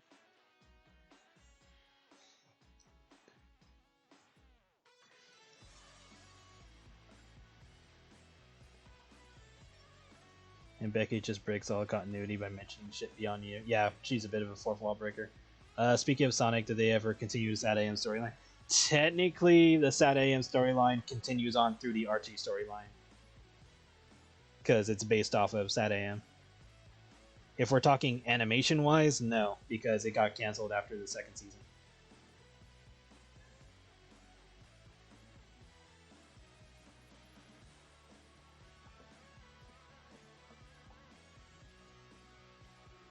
There are some fan animators who are making the season 3 for Sat AM, but it's a fan project, so it's not canon.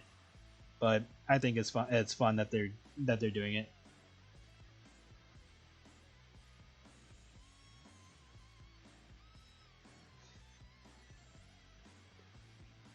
it. Story in general, probably it's continued through the Archie comic. I'm not sure how deep the animator or the artists and writers for that series was with the original story makers of the cartoon, but that's like the closest you're gonna get to being canon.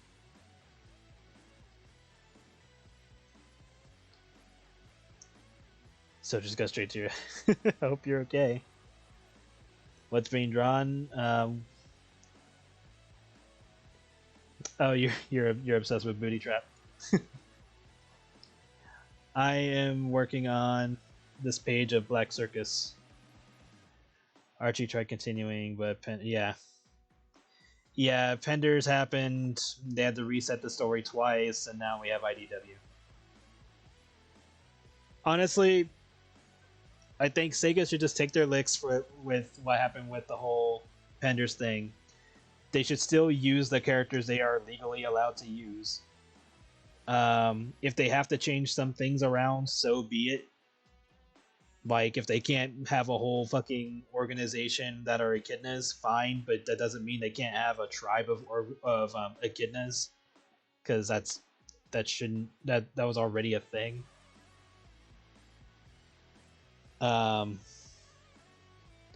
So like characters like Shade, they should still be able to use. They just they'll have to change up her backstory.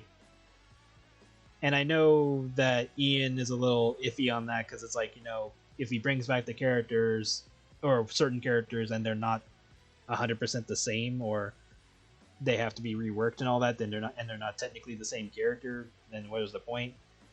I think to a degree,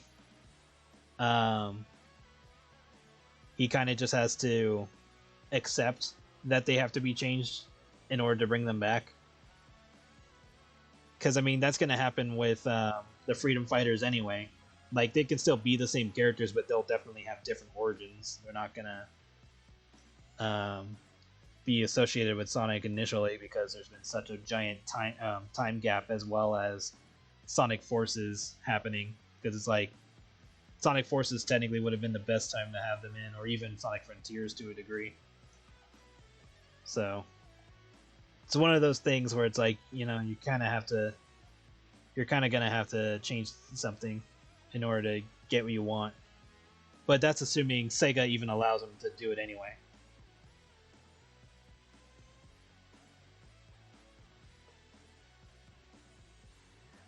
And luckily, Sega has been loosening up on certain character lore choices, such as, you know, only male hedgehogs can go super bullshit thing. Because now Amy can go super, but again, technically that hasn't happened canonically. So the rule about male hedgehogs could still apply if it has to do with the canonical storyline. But, you know, but then that kind of brings up the question, okay, what about Trip? She can use the emeralds, so kind of depends on where we go with that.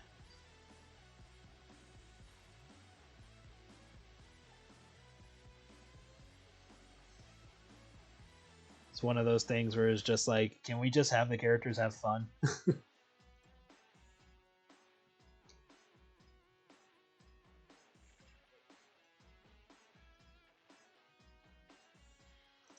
Like, one of the most interesting things to ever come from Sonic was just like, oh, what happens if this character gets the emeralds type of deal. But now it has to be like a whole deadlock thing about it. And then Sega has 100% use of the freedom fighters, so there's no reason why they can't use them. Even the director for, or the, yeah, I think it was the director or developer for Sonic Frontiers has said he would like to use those characters.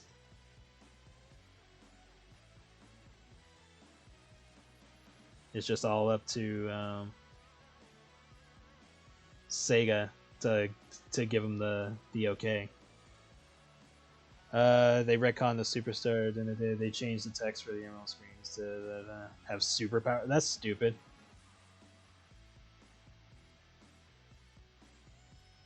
Have superpowers. That okay? That's dumb.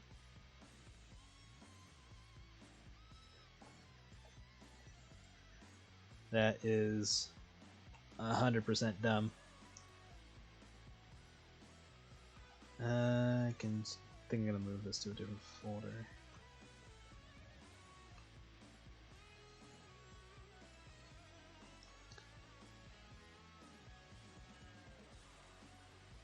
Yeah, I know. Trust me, I know practically everything about Sonic, though. I mean, I'm sure there's some like deep information that I probably don't know about or forgotten or something, but I'm pretty up to date with Sonic stuff.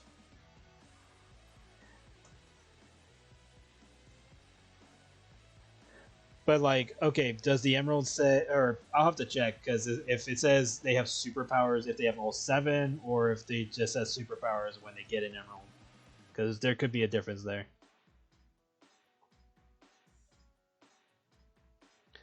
Well, the idea is that, I mean, it's already been established even in Adventure that the Emeralds are supposed to turn thoughts into power. So it could just be that's her version of a super form. So potentially Sonic could do the same if he wanted to. But, you know, him turning into the form that he turns into is like the ideal form that he wants. Or at least what he wants specifically.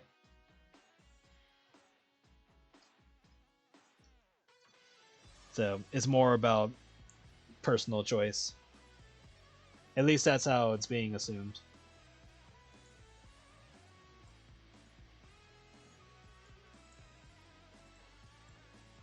Because, I mean, there was nothing stopping the characters from changing forms like that. It technically worked for Chaos. Chaos was able to just shift forms every time he got an emerald.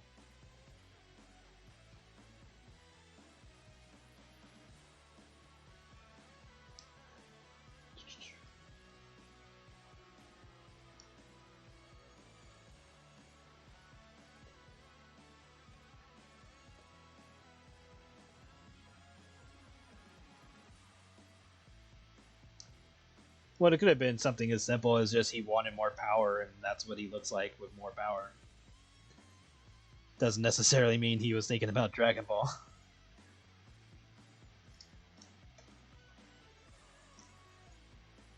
Assuming Dragon Ball even exists in his world.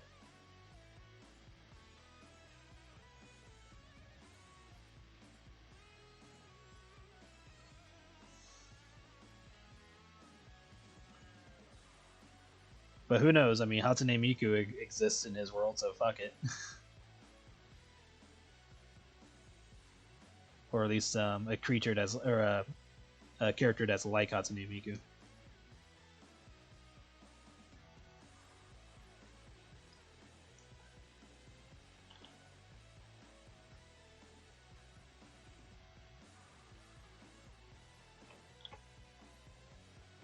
Hello. Welcome. But yeah, like, I don't know what the hell. Like, honestly, Sonic could be so much further along in his own series if Sega would just ease up. Like, yes, I understand Ken Penders really fucked them hard on a lot of things, and the stuff that they got screwed over with shouldn't have been things they got screwed over with. Like, if Archie hadn't have fucked up so hard on the legal stuff, then none of this would have happened. But and plus, you know, the actual court stuff didn't even go all the way. If they had gone all the way instead of settling, I think there was a chance that that Ken Penders would have gotten screwed over with the whole with the whole him owning certain characters thing. But either way, Sega just needs to take what the characters that they have, do stuff with them, and then move on. And then not like heavily restrict everything. Such as, you know, Sonic having a relationship. Like, everybody loved the fact that Sonic was with Sally. Why they would take that away baffles the hell out of me. I'm doing good, just working on this comic page.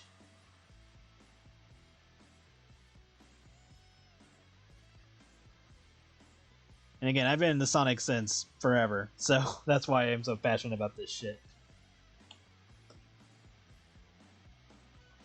I don't even know how I got into Sonic. I've just always been into Sonic.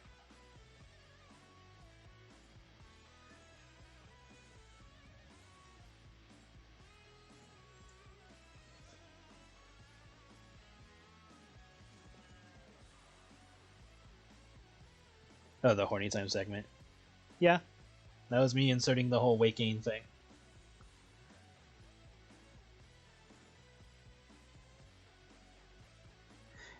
Yeah, and that's just because of the shift. That's mostly because of the shift in comic making and Sega having tighter reins on the story now than they used to. But again, like the people who work on the Sonic games have expressed that they want to use those characters and they know those characters are popular. It's just Sega. So whoever's in charge of Sega just needs to understand that yes, whatever happened with Kim Benders, that was shitty. It shouldn't have happened, but it did. But now everything, like, the dust is settled. They have the characters they can use. Go on with it. Like, I remember Ken Penders was trying to say he was trying to start shit with the movie version of Sonic because of the powered up echidna that fans were calling Enerjack, just because that's the only powered up echidna that existed at the time. But nothing came of that, as far as I'm aware of. But Sonic has so much potential, and it's just being ignored for the most part. Yeah, it's usually never the devs. It's always upper management because they're always trying to play it safe or whatever bullshit that they're trying to do to make more money.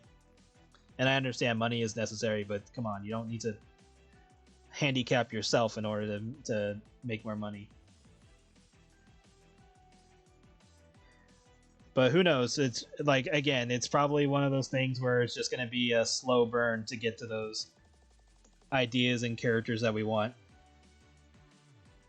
Because, like, even Ian has said that, you know, the stuff that he's managed to get them to do in the comics has been like a slow burn. So it'll probably be a while before, you know, the developers of the goddamn games get a chance to work with the characters that they're allowed to work with. And again, if characters like Shade can come back, but they just have to, you know, not make it so fucking close to whatever the hell Pender's version of the echidnas are, fine. I just want the character back at that point. If they have to change things around, go for it, but I don't see why they can't tie it to Knuckles' tribe, because he's had that before. He's the last of the echidnas. You'd think there's a fucking tribe. Even in Sonic 3, there's all those fucking ruins and shit.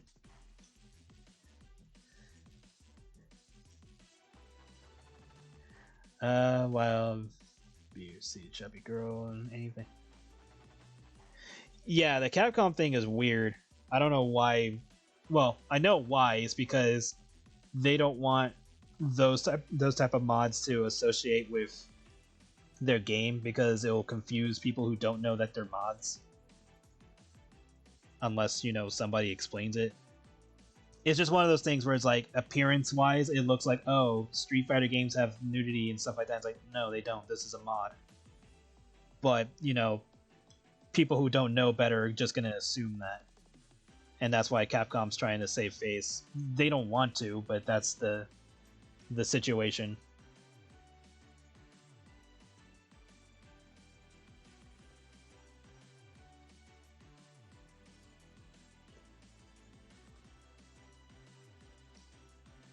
Yeah, it's mostly just because they're trying to save face on appearance. It's not that they want to, it's just that they have to, or else they might get into some bullshit trouble or something for some reason. Even though it's completely out of their hands.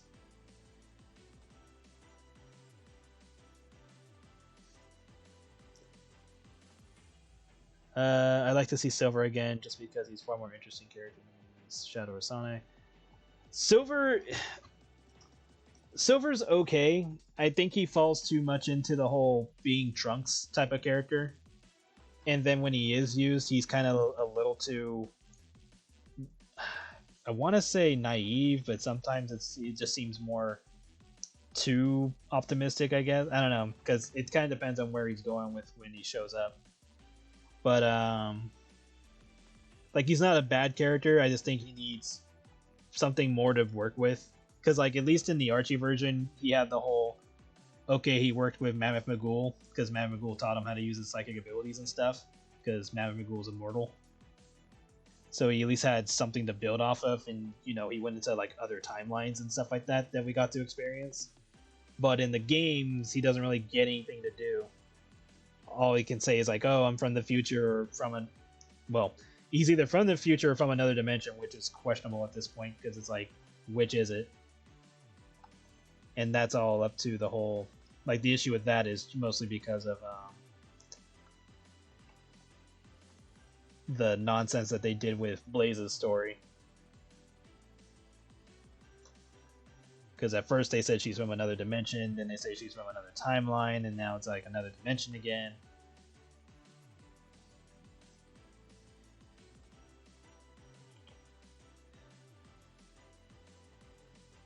I think that's why Sega at some point decided to hire a lore person to try to keep all this shit together. Because I think now Sega's trying to take the time to get all their shit together. So who knows? It could be a thing where they're trying to be more consistent.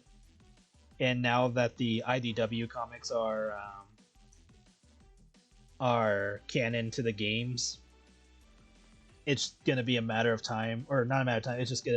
It's up in the air of whether or not we see the comic characters show up in the games.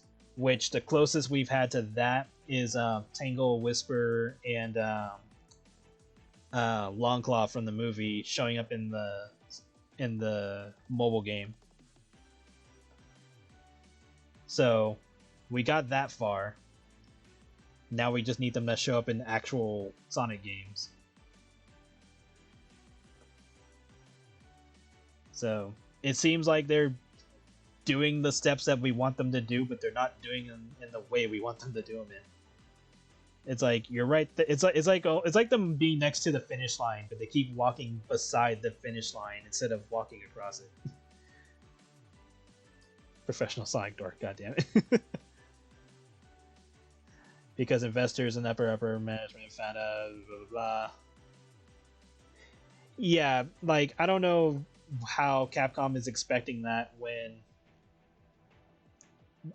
like one the things that they're trying to crack down on are mods. And obviously the biggest problem was when that one person had his mod on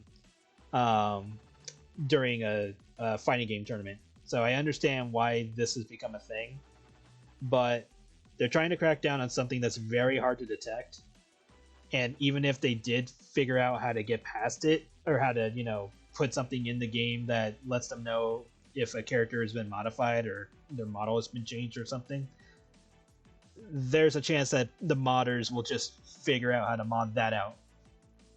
So it's like a never-ending battle. It's gonna happen.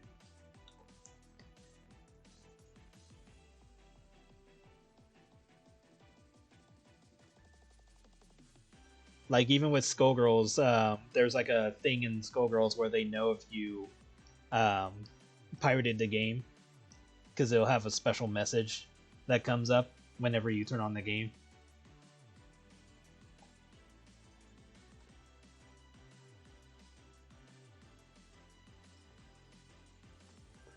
Yeah, It's like they put all this attention on things people really don't care about in the long run, and all it's doing is just pissing everybody off, because we could already have so many better things be put into games or be acknowledged and stuff like that. Like, it's like it's like when companies spend all their time and money making animations and cartoons and stuff like that, and even like something to help out with the lore of a series, but then none of that stuff shows up in like the main media.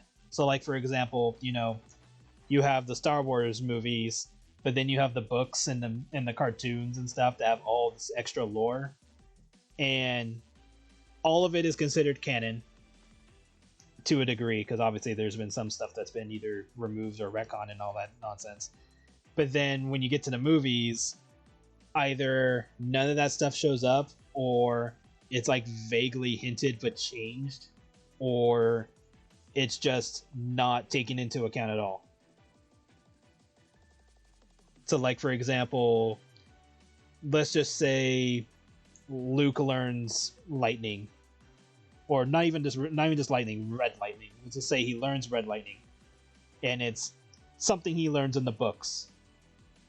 But then it's considered canon. But then, like, in a movie, he'll fight like a villain or something, and he'll use regular blue lightning, and everyone will be like, "Wait, but he knows red lightning, and red lightning's stronger. Why is he not using red lightning?"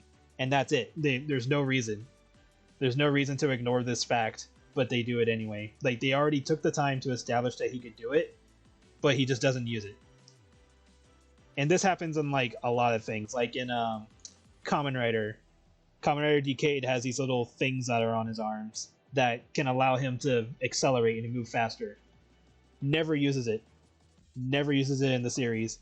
But there's another writer named The End who has the same exact bracelets on his arms, uses it all the time. No reason why. Absolutely no reason.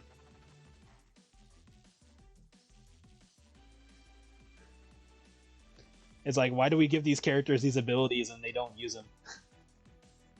Like, Kamen Rider Revice, apparently his mouthpiece can filter gas, so like if someone tries to poison him or something, he can ignore it.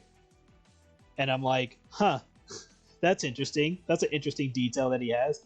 Wonder why it never came up. Kamen Rider Gem, zombie form. Apparently he can cause hallucinations. And he does that one time. He does it in the initial... No, he does it like maybe twice. I'll give him like twice. That he did that in the beginning when he first transforms. Never comes up again. Because he causes hallucinations. I was like, oh, that's a neat effect. I wonder what that means. And I look it up and it's like, oh, he can cause hallucinations. Never does it again.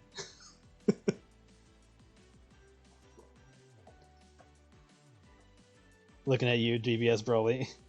Yeah, like, here's Broly. He is now canon to the series. Only shows up in movies and does nothing. He showed up in his initial movie, was fucking epic. And then he shows up again in like some other movie, but he's just chilling. And I'm like, gee, he would probably be useful for a situation. Granted, he needs to train so he can keep his anger in check. That makes sense. But we're just gonna have this very powerful character not do anything. And I think, like, in Dragon Ball Super, the manga where it's continuing on after the anime still, it's like, here's all these threats happening. I have to keep catch up on that because I don't know if things happen further. But as far as I'm aware, Broly hasn't done anything. He's like been mentioned in that manga, and that's it. He doesn't show up. And I'm just sitting there going like, huh, that's weird. You'd think he would be useful for this particular situation.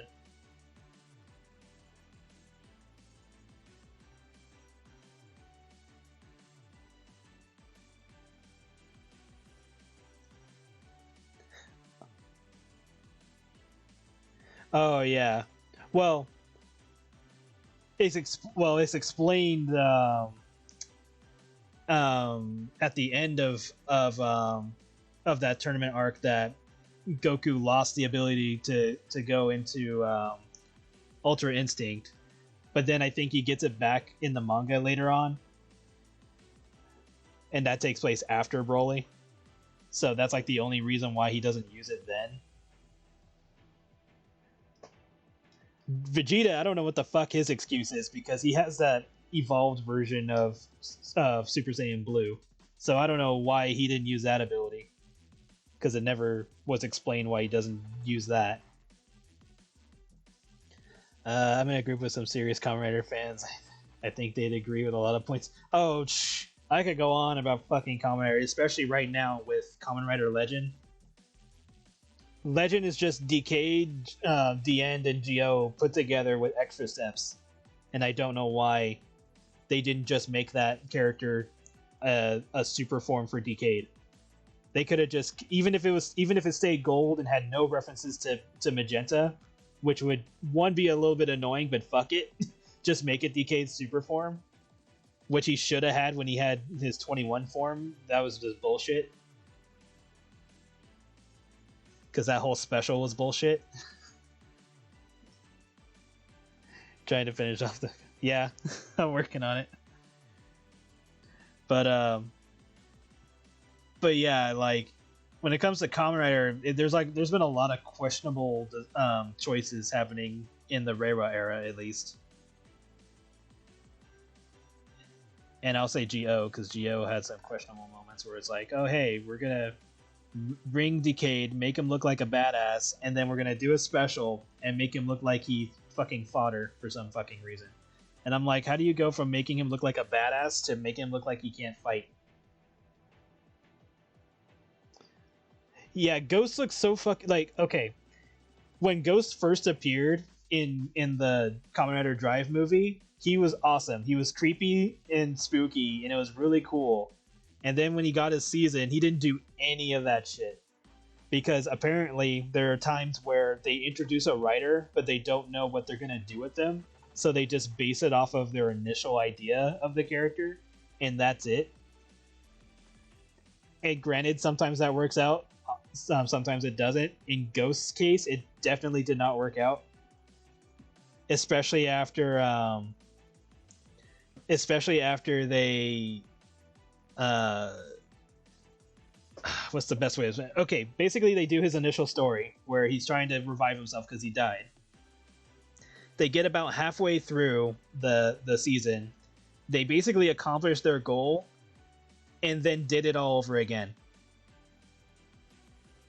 They do it twice.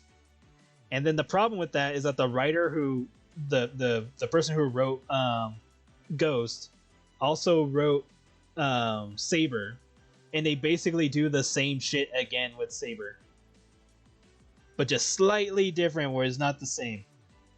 And then the problem with Saber is that they introduced a villain who looked like he was being mind controlled, because there were various points in the season where his eyes would turn red and he's like drooling slime and stuff like that. And I'm like, okay, this is interesting. I want to know why he's drooling slime. Never gets addressed. We never know why he's fucking doing that. No idea. They just made these design decisions and then completely ignored it. And then another issue with that was like they took Kamen Rider Durandal, who has the ability to skip time. He's literally King Crimson, and they even explain and show how his power works, and it's fucking awesome. And then later on he gets nerfed, and they make it that his ability is slowing down time. And I'm like, wait. You showed that he had time skip. You even explained how it worked, and then you nerfed him to only having slow down time.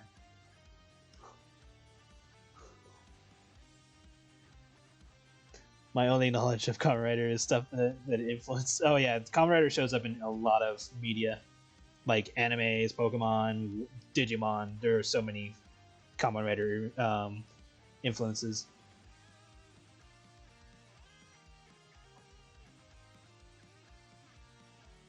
Didn't really explain in superhero things. Yeah, there. It just annoys me where You make up all this lore about certain characters and stuff, and it just gets completely ignored. Kamen Rider is honestly not hard to follow along. Like, you could just pick a season and go with it. The only season I would avoid as a starter would be Kamen Rider GO, which is ZI-O. Just avoid that one as your first because it kind of spoils the seasons that came before it. Decade is an okay beginner because it doesn't really spoil anything, and it also introduces alternate versions of riders. So that way you're not getting like their initial stories being shown to you. You're just being shown off a interesting writer and what they can do. Other than that, you can pretty much pick any season and just go with it. Because most of the stories are self-contained. If not all of them are. Like, obviously they cross over with other characters with specials and stuff, but their initial storyline, they usually just stick to themselves. It's like BlazBlue to me. I have no idea what's going on, but it looks cool. I know. I understand. But yeah, I just get so passionate about this shit because, you know, again, they spend the time to make all this lore and information and stuff, and I don't understand why they just decide to ignore it. And I don't know if it's just like a specific director deciding to ignore it, or a specific writer who ignores the story, or even higher ups who do it. Thank you for the follow, Mordenberg. But yes, thank you. Yeah, even parallel worlds make sense, or because like that's what happens in Decade. He just goes to like alternate dimensions that show off different versions of writers, which is good because that way it introduces you to the characters and stuff. That head reminds me of Joanne Fucktoy. God damn it.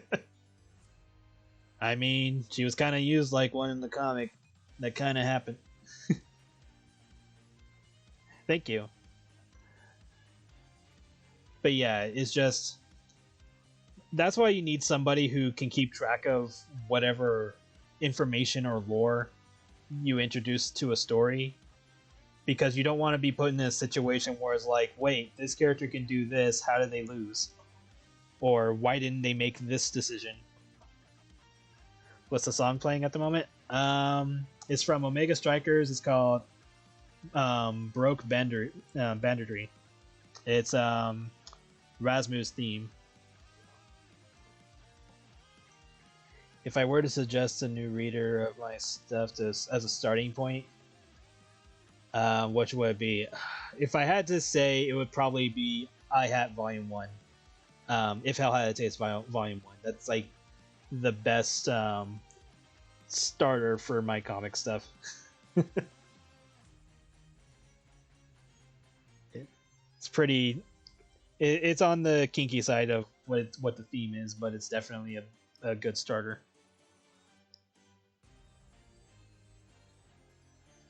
That would be my choice. I feel the way about my Sona a lot. Being celestial is hard to just not explain. Yeah. Like, figuring out how to balance a character based off of what you want them to do and how they would make those decisions logically is very difficult.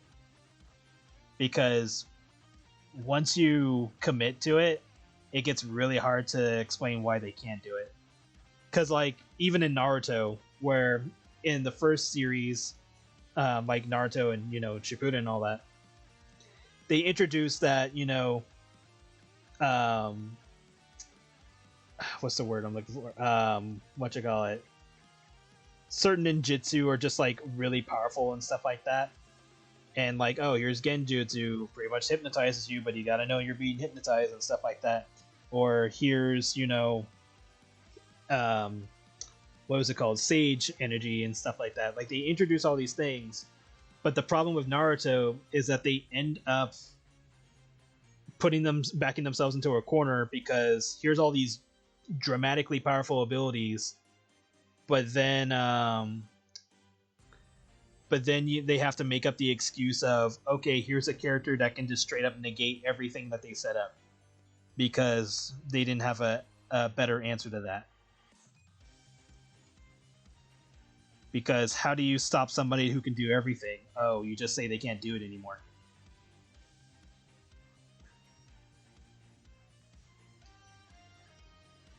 Actually, dumb question. What are your thoughts on those YouTube compilations of your comics and other fetish type stuff in a slideshow? I don't really have much of an opinion. If it gets shown, it gets shown. There's nothing really I can do about it. I'm not 100% against it. The only time I ever get pissy about it is if they don't credit the artists. Because there's been a few times where my stuff was used and I wasn't credited. And the person who posted the video was acting as if it was their work. And, you know, based on the comments, he's like, oh, I really love this series. Hope we see more and stuff like that. And the person is just like, oh, yeah, of course. And that's what pisses me off. Like, I'm perfectly fine if my stuff gets shown and stuff like that, as long as I'm properly credited and stuff like that. It's like, come on. If you're already gonna make a video or show off somebody's work, at least give them fucking credit and link to their shit. Like, come on. Do something. Like, and it's possible that people don't know where something comes from. That's entirely possible. But if they have any hint of where it's from, like whether it's written on the page or something, at least put in the credit. It's like, damn. Like me, I know I put my name on all my pages, so the fact that the person didn't give me any fucking credit is just a slap in the face.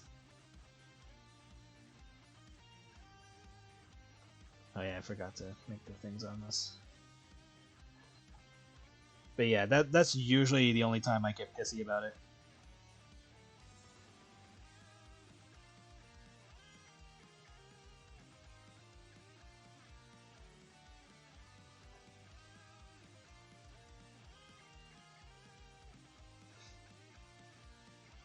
Oh yeah. Like I'm thinking of doing some comp videos of just like stuff that I've drawn, like the poll winner stuff. Not like Fat Lovers Club because that's exclusive content that's being part of Patreon and sold and all that. But like, you know, the stuff that's already in my DeviantArt, like there's no reason I can't just like, well, here's stuff that I've drawn, here it is. Obviously, some stuff I'll probably have to avoid, such as anything that involves actual fucking and stuff like that, because, you know, YouTube. But so aside from possible censoring, I'm probably just gonna make like a compilation and just do it in like a set of pics. So like, I don't know, maybe 15 pics or something. I don't know. It depends on what they are and what I want to show. And then I do want to show more cards. I do want to do some either animatic or animation stuff, so there's a lot that I want to work with. Okay, so got that. Next.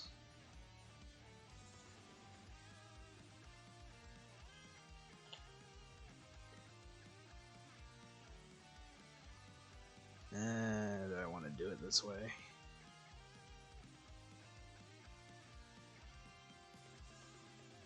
Yeah, it should be fine. You, however, do not need this.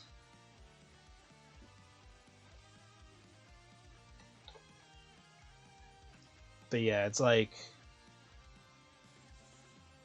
it's the situations where I want to do more, and I just gotta get there.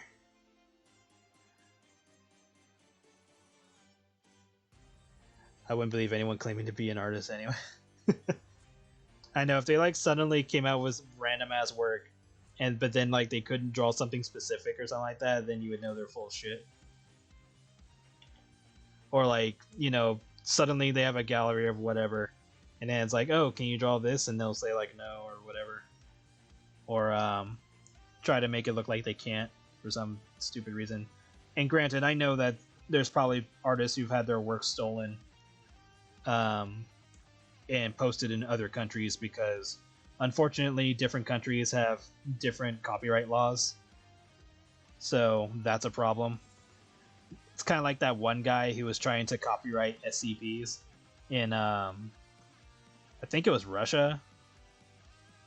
He was trying to basically copyright SCPs, and that was a problem. But luckily, that didn't happen. At least as far as I'm aware, it didn't happen. I adore your kink stuff, and this is no offense to you at all, but I always got this vibe you didn't like doing the kink stuff. Like the kink stuff is. I just do whatever. Like, if it's something kinky, I'm completely fine with that. It's not bothering me at all. Like, I've been into most of this stuff since I was like 12 or 13, so I'm not going to be a prude about what somebody's into or what they're not into. It's like, oh, you don't like weight gain stuff? No worries. Hopefully something else I do in the future will suit your fancy.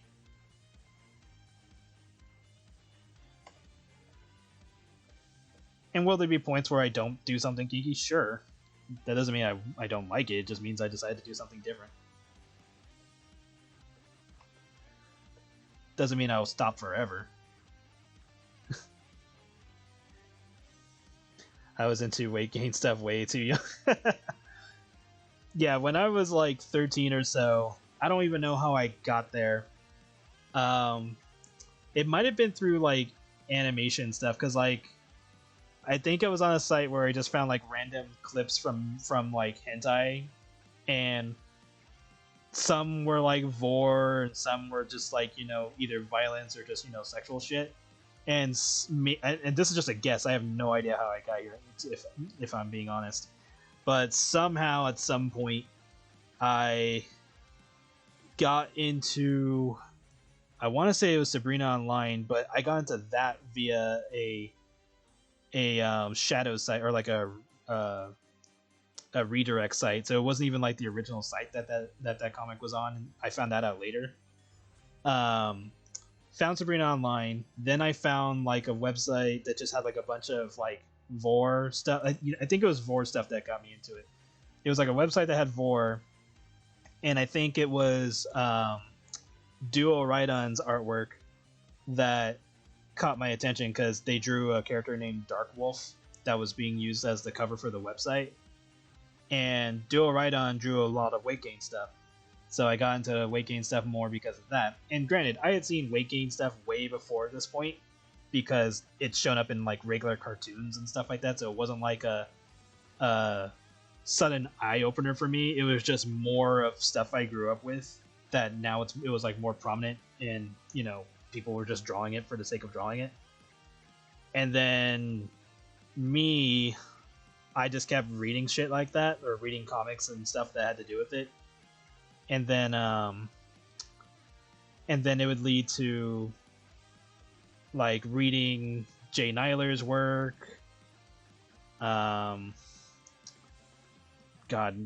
like, where do I begin with the stuff that I read and keep reading? Just whatever I got into was just a giant domino effect. The problem is that you have fans who are insatiable about this sort of thing. They want to see every character fat. Yeah. It's one of those things where, like, initially I made the mistake of making cream filled as a jerk reaction to, or knee jerk reaction to, people not liking that I was gonna do something else once the original hat was done, like when I did the original endings. And so I made cream filled. Realistically, I should not have done that, but I'm perfectly fine that I did. But it was just something I needed to learn. It was an experience that I needed to learn, to not just overreact to people deciding to leave and stuff like that. So I made whatever choices I made to get to continue on, but I still, you know, I'm still going to draw the stuff I want to draw.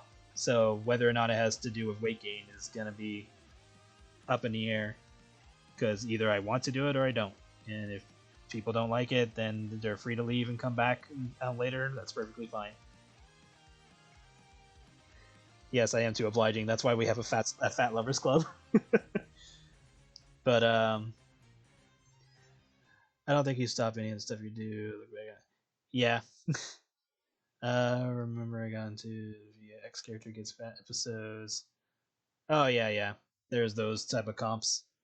Those were always fun to watch, because for me it wasn't so much of like, oh, here's these cartoons of characters getting fat. This is me going like, oh yeah, I remember that episode.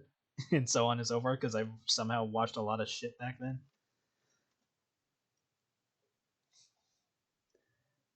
So yeah, a lot of it was just for me. It was just like reminiscing and a lot of things, and it was fun. What's another?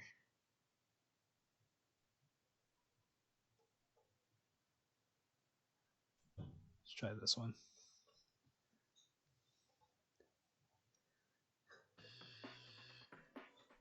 But yeah, for me, it was just a giant snowball effect of how I got into this stuff.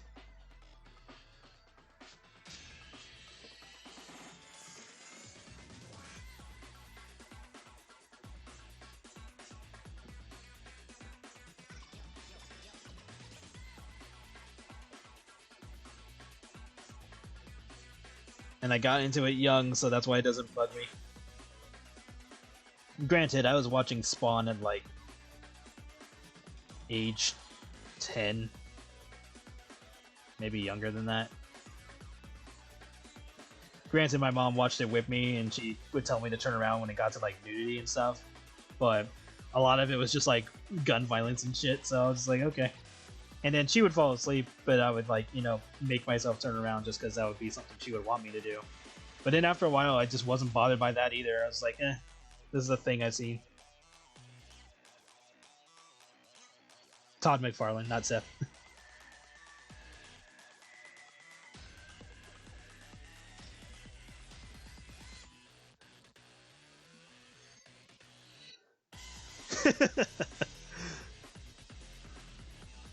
but but yeah, like, and then after a certain point, I just didn't care. Like, I saw Chucky at a young age and saw the shit that he went through in the movies. I mean, like, fucking inflation happens in the second movie, like his head explodes. So, after a certain point, I just stopped giving a shit.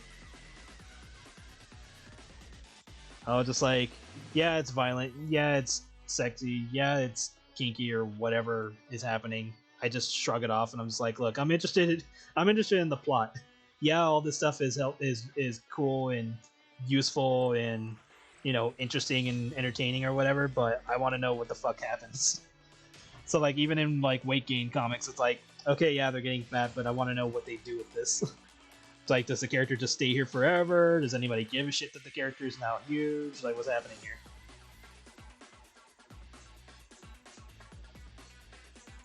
I had a feeling you do different things for different stuff.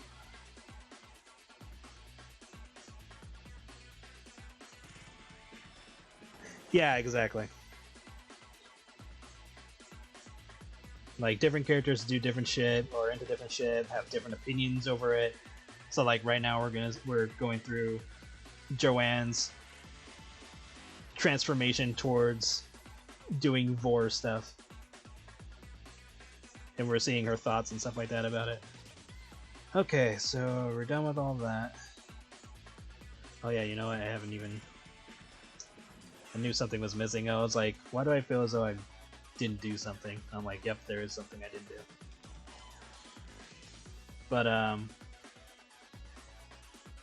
But yeah, there's. For me, I like because I grew up with a ton of different things all at once. That's why I'm so varied. Because weight gain and even vor were not the only things that I experienced in artwork. And then every once in a while, it's one of those things where it's like, oh, that was a neat story, or oh, I wish they had done this. And it's like, well, now I can draw it myself. So I will. When the time comes.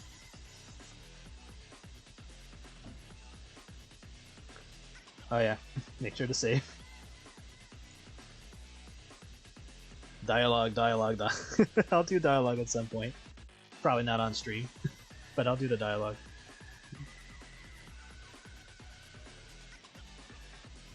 First one was amazing, even if the second was different, I'm still gonna love. Yeah.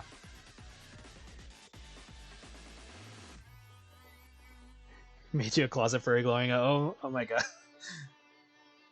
Well, I hope you be becoming a furry has opened a few things up, especially in interests and stuff like that, or cosplaying, because definitely I like the cosplay because it's fun. But yeah, just do what makes you happy.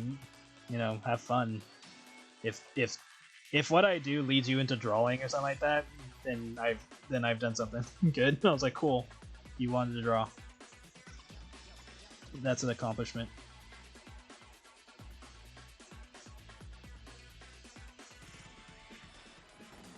Because I got into drawing because of my dad. Because he didn't draw a lot, but he definitely got me into comics. He got me into Marvel, DC, whatever side stuff that came out that was around at the time. Because this is me growing up in the 90s, because I was born in 88. So I want to say at least at the start of like the 90s was when I was interested in that shit. Gil Panda, Badger Ben I've never heard of. But I definitely know Gil Panda. If I had to pick a favorite, Andy, Apricot, Squeaks, Blake, and Marcy. Those are good picks. But yeah, like I grew up in the 90s. My dad got me into a whole bunch of different comics. I got into the Sonic comics when I was like, I want to say maybe when the hell did that Knuckles comic come out? Because that's when I found out they even had comics. Knuckles comic, I think it was 3 or 4. Yeah, this one. When did this come out? 97, so I was 9 at the time. No, I was 8 because I turned 9 that year. So I was 8 when I got into the Sonic comics, but I've been into Sonic since, I want to say Sonic 2, but who knows, could have been Sonic 1 and I just didn't remember, but I'm pretty sure Sonic 2 was the start. And then I always watched the cartoon. Since forever. Nico Crispy, Vulcan Fox, Lord Stormcaller, yeah, I know all those. Or all those artists. Not personally, but I just know their work. Secrets Blake. For obvious reasons. Yeah.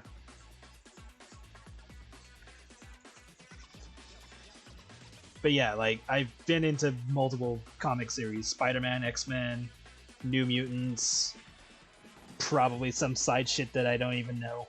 Because my dad had, like, all these different kinds of magazines and stuff. Like, he had some comic that had to do with, like, a guy tracking down a robot. He finds the robot kills him, but then the robot revives him, and then the guy wakes up again tracking the same robot, and he doesn't realize he's in a loop. He's basically been killed by that robot multiple times. X-Spray. Yeah.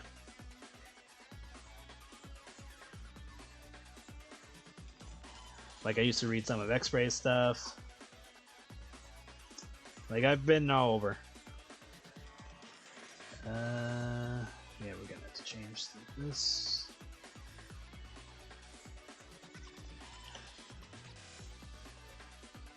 But yeah, like, that's why I'm always interested in comics. Because comics is such a good way to explore characters and stuff like that. It gives you so much more freedom. Same thing for writing. But I am not a writer. I cannot write for shit.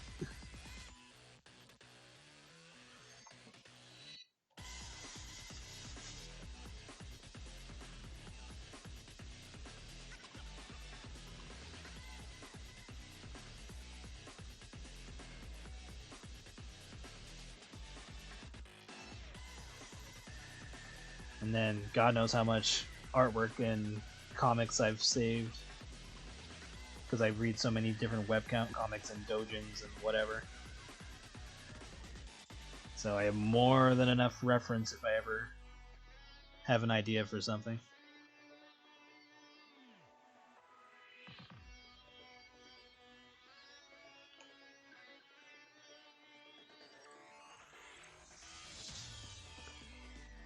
do.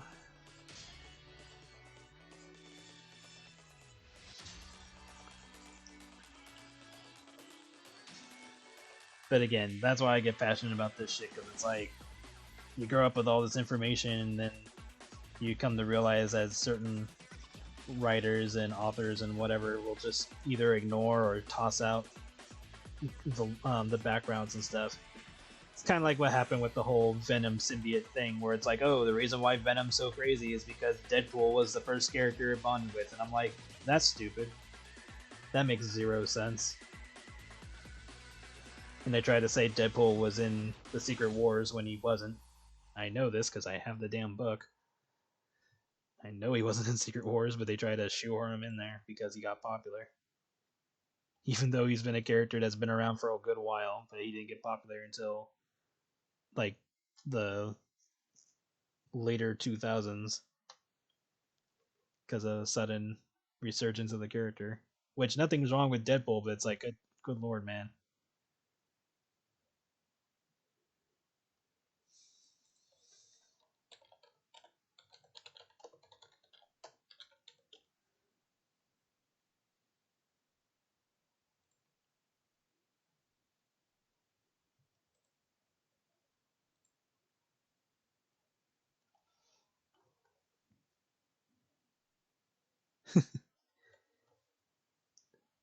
But yeah, I'm just trying to draw whatever ideas I've had for years at this point and going with it. Granted, I've taken a sidestep because obviously iHat wasn't my first series, but that's why I pushed it to be part of the main series that I like, or that I want to work on at some point. But we'll get there. Yellow for breakfast, thank you for the follow.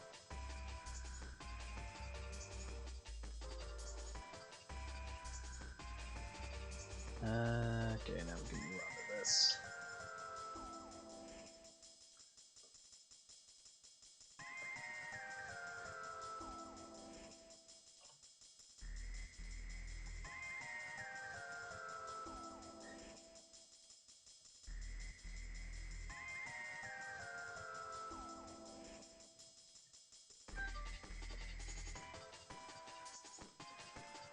Probably gonna call it in the next 15 minutes, and then I'll stream again later tonight. Who is texting me?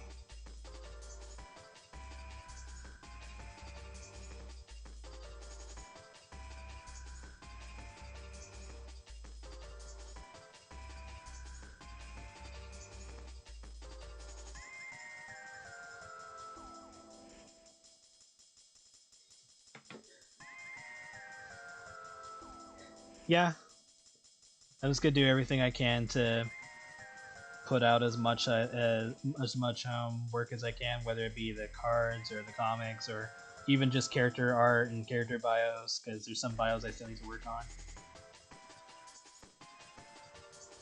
So maybe after I'm done with this comic page, I'll work on some bios to put out. And then after I'm done with those, I'll probably work on something for YouTube or whatever. And then after that, probably Patreon stuff. Yes, do all the things.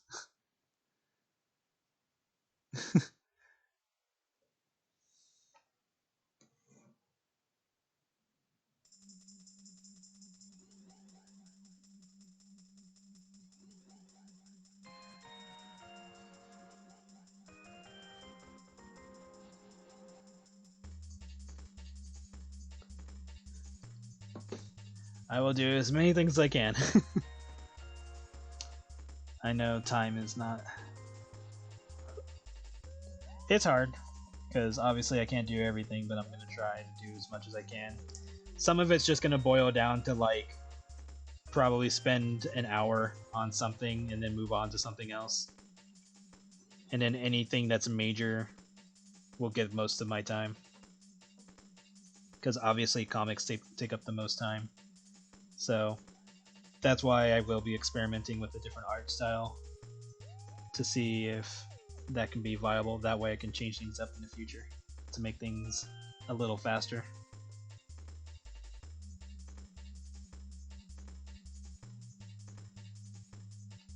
So far, this has gone about as much time as I usually take for comic pages. Because again, this is like multiple characters, so that's why it takes so long.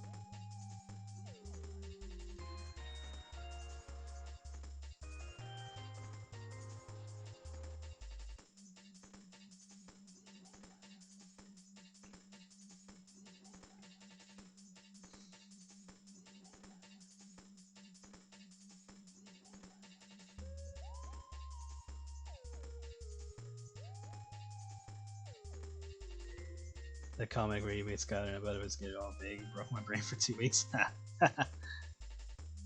Glad you enjoyed it.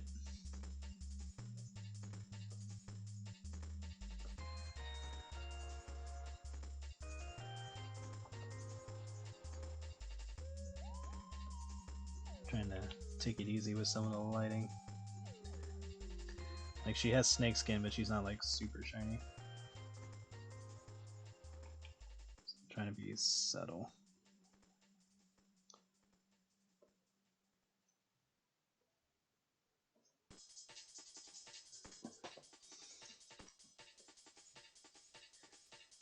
Make character fat. Boom.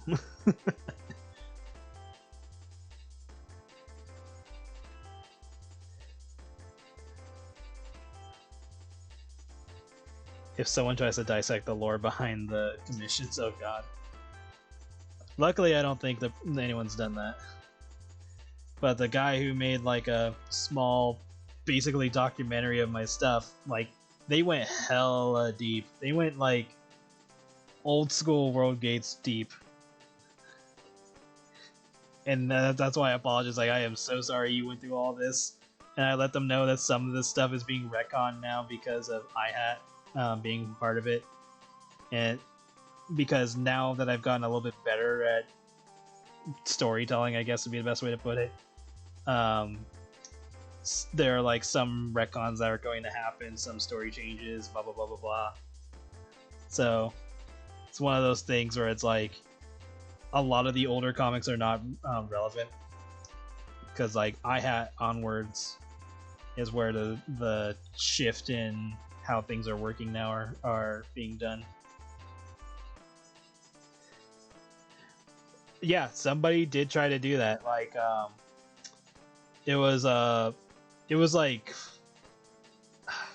originally it was like 4 or so parts or something like that, and I think they like put them all together into one video. But like they went through the whole, you know, like the whole FAF situation, the comics that came before I had Buckle. Character lore, like the old bios that the characters have. They were going deep. They went hella deep. I think I have the link saved to it too. It's in Spanish though, so but it did have subtitles. But yeah, I was just like, fuck me. And like everything they were pointing out, I was like trying to keep in mind, like, okay, I need to clarify that, I need to fix that, I need to make sure this makes sense in the future, blah blah blah blah blah. So they did a incredible amount of work, which I didn't even think there was even anything to really look for, but they went digging. Like they went into shit that I hadn't seen in like years, going like, oh, here's this scene where there's these monsters, but like obviously the police can't do shit, so we're trying to figure out the power balance of the city and all the monsters and all that shit. And it's like, is it safe to live in this world? Blah blah blah blah blah. And I'm just like, fuck me. But that's why I've been paying attention to shit like that. Like I was paying attention before I saw their video, but like this was again after iHat became a thing. So this is me paying attention nowadays compared to back then when I kind of just winged it and did whatever because I thought it was cool. Because most of that shit I made in high school. Some in like middle school, but a majority was in high school. And I think they like touched on some of the spin-offs that I did, like the Sonic the Hedgehog fan comic that I worked on for a little bit. The Gemu comics, they went through every fucking thing I did at the time. or up until that point. Oh, these are horns. These are horns on the floor that were broken off and spit out. Is it safe to live in a monsters? Like, borrow one of your characters has scythes built into their design. Yeah. But again, that's why there's like special areas that people can live in without having to worry about this shit. And then there are like characters who are hired to kill off certain monsters to make it safer to live in. So that's why I gotta dive into that lore. There's just so much lore.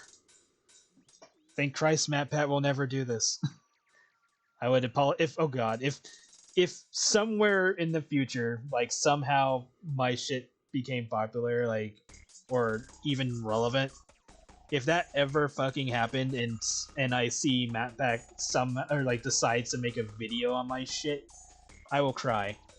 I will be like, no, no. I will not cry out of happiness. I will cry out of terror, going like, "What have you done, MatPat? Why?"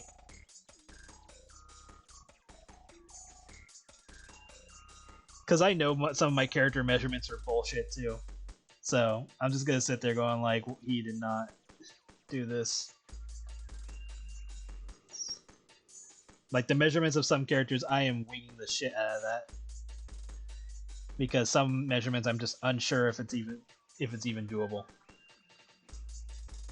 Because I don't have any other references after a certain point. Soft reboot, Hush New 69. Emailing MatPat as we speak. Well, at the moment, there's nothing really to go off of, so it wouldn't be much of a lore video if he did anything on this. So luckily, there's not much anything right now, thank God.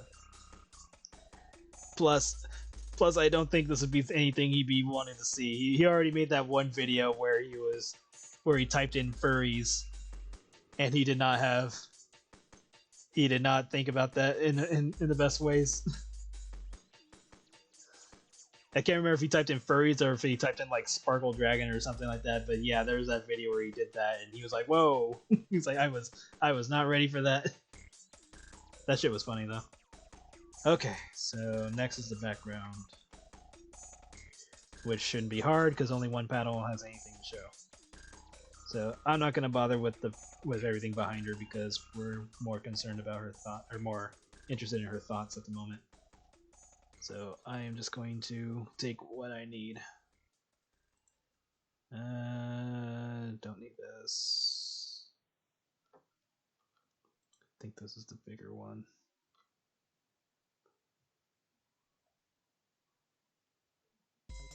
Yeah. He typed in furry drag. Okay, that's what happened. Yeah. That shit was funny. Like the moment he's like, hold on, let me type in furry drag. My mind immediately went to no. I was like, you fool.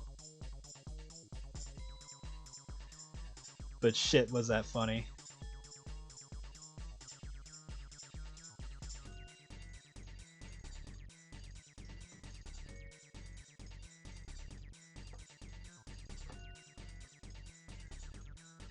I think there was only like one or two risque things that popped up, but still.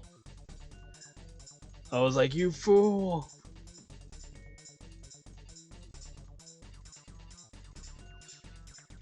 Never heard he did that. That shit was funny. In another universe, furry was replaced with bad in that conversation. Oh, that'd be funny. If he came across Bad Dragon. But no, he doesn't need that. He doesn't need to experience that. I mean, the closest thing he is to furries right now is fucking FNAF. So let's just think about that for a moment.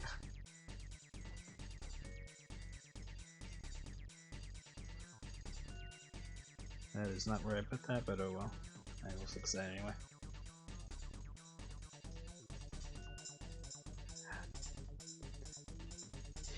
Yeah, I'm gonna stop in a few minutes. And then I'll pick back up at 9 p.m. tonight, or 9 p.m. Pacific time, my time. I feel like FNAF might be driving him insane. He already went insane when FNAF, what was it, 4 was coming out, and he made that video of him freaking out, and he and his wife was all like, "Oh, what's wrong?" And he's like, "Look," and it's FNAF 4, and she's like, "No." I think at this point he's just accepted his fate.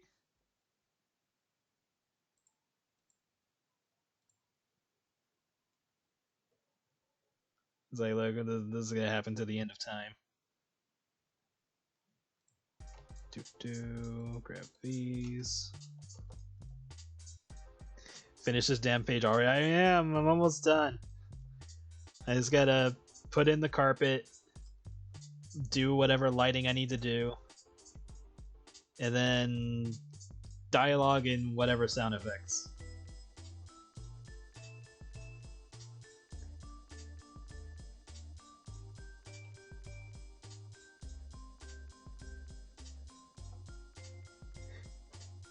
Well, yeah, because Scott kept saying, "Okay, this is the end of the series," but then he kept like going, which, you know, good on him. Glad he kept going, because look where he ended up.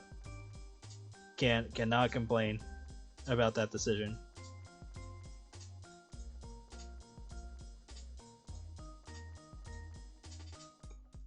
But yeah, FNAF is probably like the fucking well of content.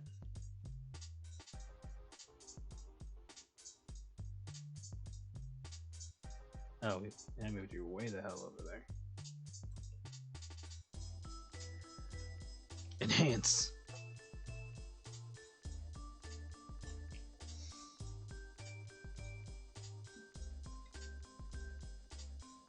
There we go.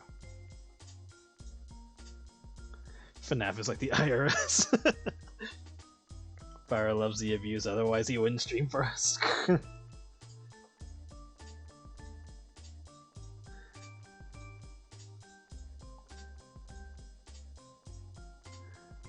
Oh god. Yeah, I know I'm taking longer than I should. Alright, so this is done. Now I just need the fucking carpet. You, what are you for? You are shadows. Shadows that are not even in the scene, so I can delete you. Let's ungroup this, because we don't need it. Save.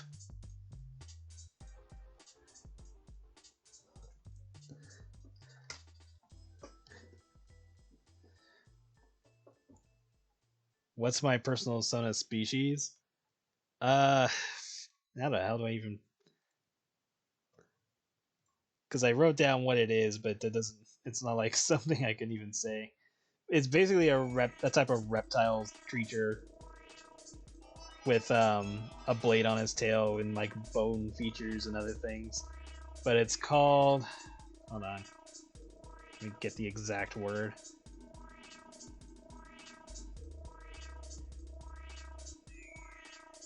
Where is it? I call it a Zetero, and that's just a stupid way of me explaining how his or it's like a weird play on his name. So it's not like amazing or anything, but this is how I spell it.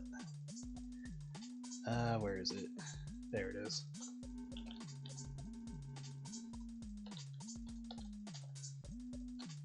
But he himself is a celestial, so he's like a god, but that's the species that he's taking the form of. And like, the species themselves don't normally have the bone parts that Viro has. That's just more of a him thing. But the rest of his appearance is what they look like.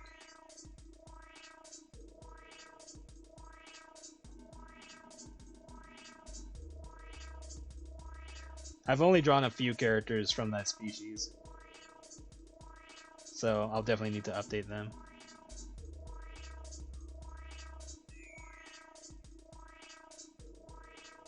One page a year from Viro would still be worth it. If I only came out with one page a year, I would cry. because my comic would never, my story would never end or never be finished if in that flow of time. But at least I'm doing something. I'm trying. This is me as a furry. I have multiple characters that represent me, but Viro is definitely the main.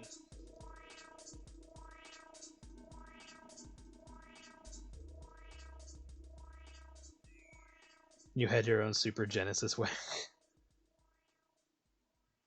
Kinda.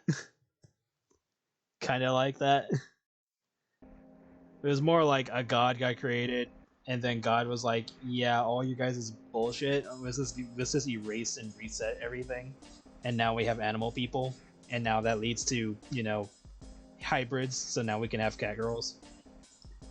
If all of this was an excuse just to have cat girls, then yes. Something is better than nothing, yeah. It's like, that's the secret lore. All of this was so we could have cat girls. Okay, so let me grab the carpet. I can use it from this frame.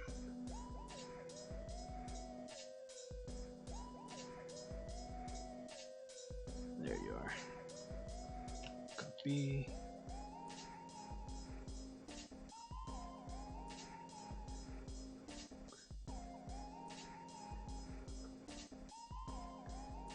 It'd be like me explaining to somebody why I made a weight gain comic, and I'd be like, I thought fat chicks are hot. That would just be it. That'd just be my reasoning behind everything. So yeah, I thought fat women were hot.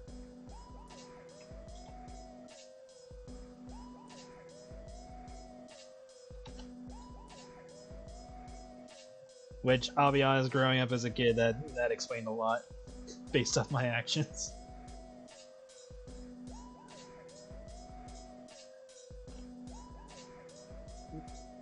Watching certain reality shows growing up because I was interested in the female figure. Damn hormones.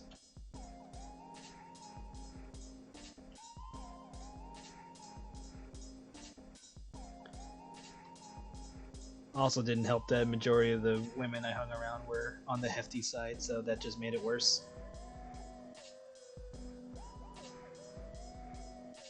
I'm not into vor, but I love the lore. And that's perfectly fine. Like, I've had several people tell me that they may not be into a particular theme or kink or whatever, but they love the characters and they love the story and stuff like that. And that's more than enough. If I can get you to read something that you technically wouldn't like, then I've done my job. I've done something right.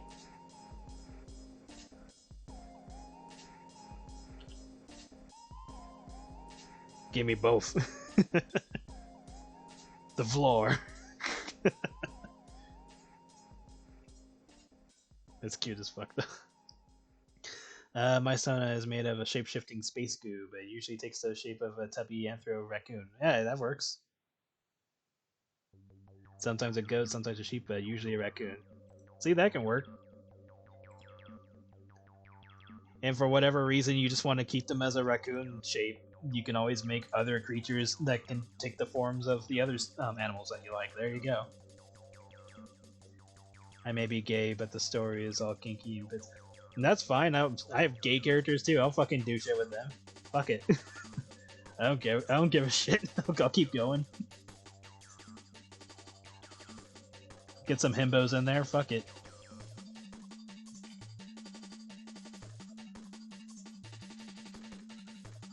Get one himbo to make another one fat or something, or skinny or whatever. I don't care. Turn one into a robot. We'll do it.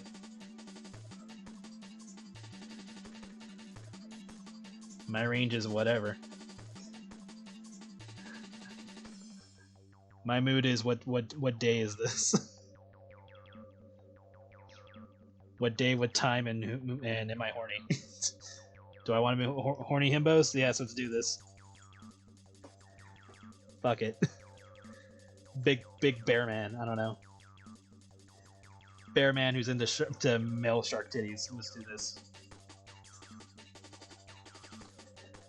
Or one guy's just chilling at his house. It's raining. All of a sudden, gets a knock at his door. Opens the door. Big old beef muscle guy whose car broke down and needs some help. Bear guy says, "Yeah, come in. You can stay for the night." Sexy time. I don't know. Gets turned on because the big shark man's like super hot. He takes a shower and is like, "Oh god, yes." Shark man doesn't realize that Bear man's into him at first, but then finally gets the hint. There we go. Even if they don't fuck, they can cuddle. Look, I can do whatever. I'm into a lot of things. It's like, haha, this is gay. I was like, joke's on you. I'm into that.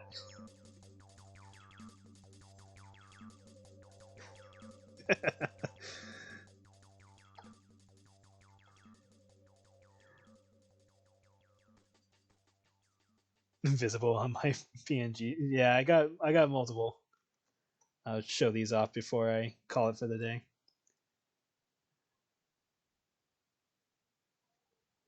So right now I'm using normal Becky. Now I have none. So this is the none version that I'll use for, I don't know, whenever we decide to do Fibel studies, you know, the studies of thick. That we'll use that. And then I have this version when I'm just in a mood and, I don't know, feel like hungover or drunk or whatever my mood is. So yeah, got multiple versions that I like to use. Maybe make more in the future, I don't know. Thinking about making one that's wearing like straps or something like that, but you know, can make it work.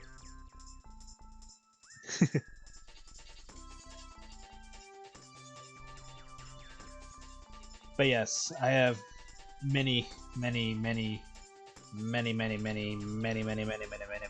ideas. Whatever forms I am able to put them into in order to show people and have fun with it, I will do. Just gotta get there. Tired hungover girls are honestly amazing. I don't know why. Probably because they're more free with their expression. So they're just more yappy, and then it's just like, oh, this is a side of you I didn't think was gonna be interesting, and there you go. The realization that my Sona's hairstyle eerily resembles. I'll be honest, that's probably just like early artist bullshit, emo, edgy hairstyle that most people will come up with. Don't take it too hard or whatever. And honestly, there's only so many fucking hairstyles in the world. Unless you're gonna be like fucking Yu-Gi-Oh! And start throwing shit together. Nearly everything's been done.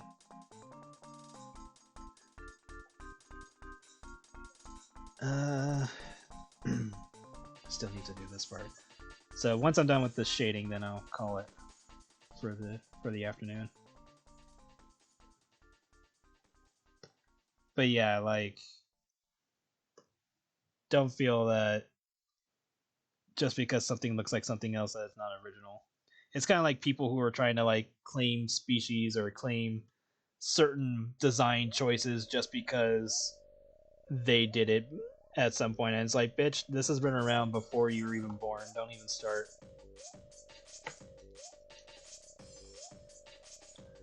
It's like, oh, I drew an ice dragon. I was like, whoa, that's very interesting. Look at all the other ice dragons that came before yours. I was like, well, mine's a jelly dragon. Again, pretty sure someone's done it. And even if somebody has, it's too generic to be claimed as a species anyway. Because that's just taking two things and throwing them together. It's not unique enough. And I'm pretty sure if you're able to come up with it, pretty sure somebody else did too. Hell, when I was in fucking 1st or 2nd grade, when Mega Man was like top shit, me and my friend, we just made up random robot masters. We made fucking Super Soaker Man. We were just throwing shit together at that point in time. Dragon Man, fuck it, anything that was a character, or that was a character or an object, we just threw man in front of it.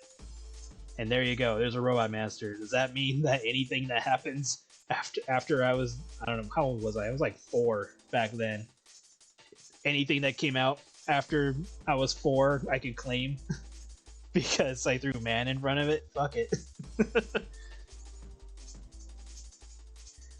Yeah, exactly. I'm pretty sure Capcom just like, let's make Goo Man.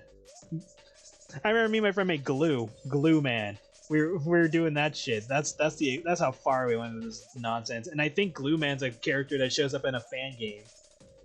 So, and that was years later. So what? Am I just gonna walk up to that fan thing and say, "Hey, you know what? Me and my friend made this when we were 4.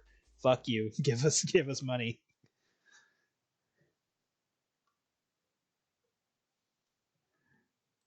Like, that's how ridiculous trying to claim a species is. This is like, dude, you're likely not the first person to come out with it. The difference is what you do with that creativity.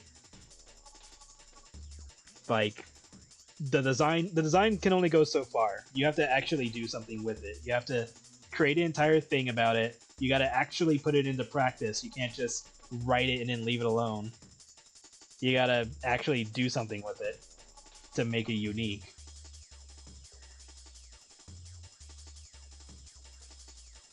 I will say writing helps because it's at least established information. But again, if your stuff isn't like out there enough for anybody to find this information on, then it's really, really, really, really, really hard to claim that somebody copied you. Like, nowadays, if you were to say Mickey Mouse, Sonic the Hedgehog, Mario, I don't know, maybe Spyro to a degree, Star Wars, and whatever else, you know, you name off all the popular shit, people are gonna know what the hell it is. But if I mention, hell, I mean, I could just mention my own shit. I'm pretty damn sure no one's gonna know what the hell I'm talking about. People barely know some of the Sonic shit. If I say robotization, you know damn well nobody past the 90s are gonna know what the hell that is. Maybe early 2000s and 2000 and like middle of the 2010s, maybe. And that's because robotization kind of got like phased out after a certain point. And the funny thing is, that's something Sega can use. That's their own thing. They can use robotization, they just don't anymore. But that could totally be Robotnik's thing. But yeah. And now the question is, will I turn robotization into a kink? The answer is yes, but we'll wait until I do that. But anyway, let me pause this so we can. Well, I'll just let it go. Anyway, I'm gonna call it for today. Thank you everybody for coming. I will stream again tonight at 9 p.m. Pacific time. And I'll probably work on whatever the hell is I'm working on at that point in time, or maybe I'll work on something new. But yeah, I will get this page done. It's, like I said, it's almost done. All it now needs is just sound effects, dialogue, and lighting. And I will post it on Patreon and Subscribestar. But yeah, you guys take care, and you guys have a good day, night, morning, whatever your time zone is, or alternate reality. For all I know, you're cat people. Oh, if you guys are cat people, I'd be jealous. It's like, god damn it, you're in cat world. Probably got bunny people too, sexy bunnies. Anyway, have a good day. Take care. Bye bye.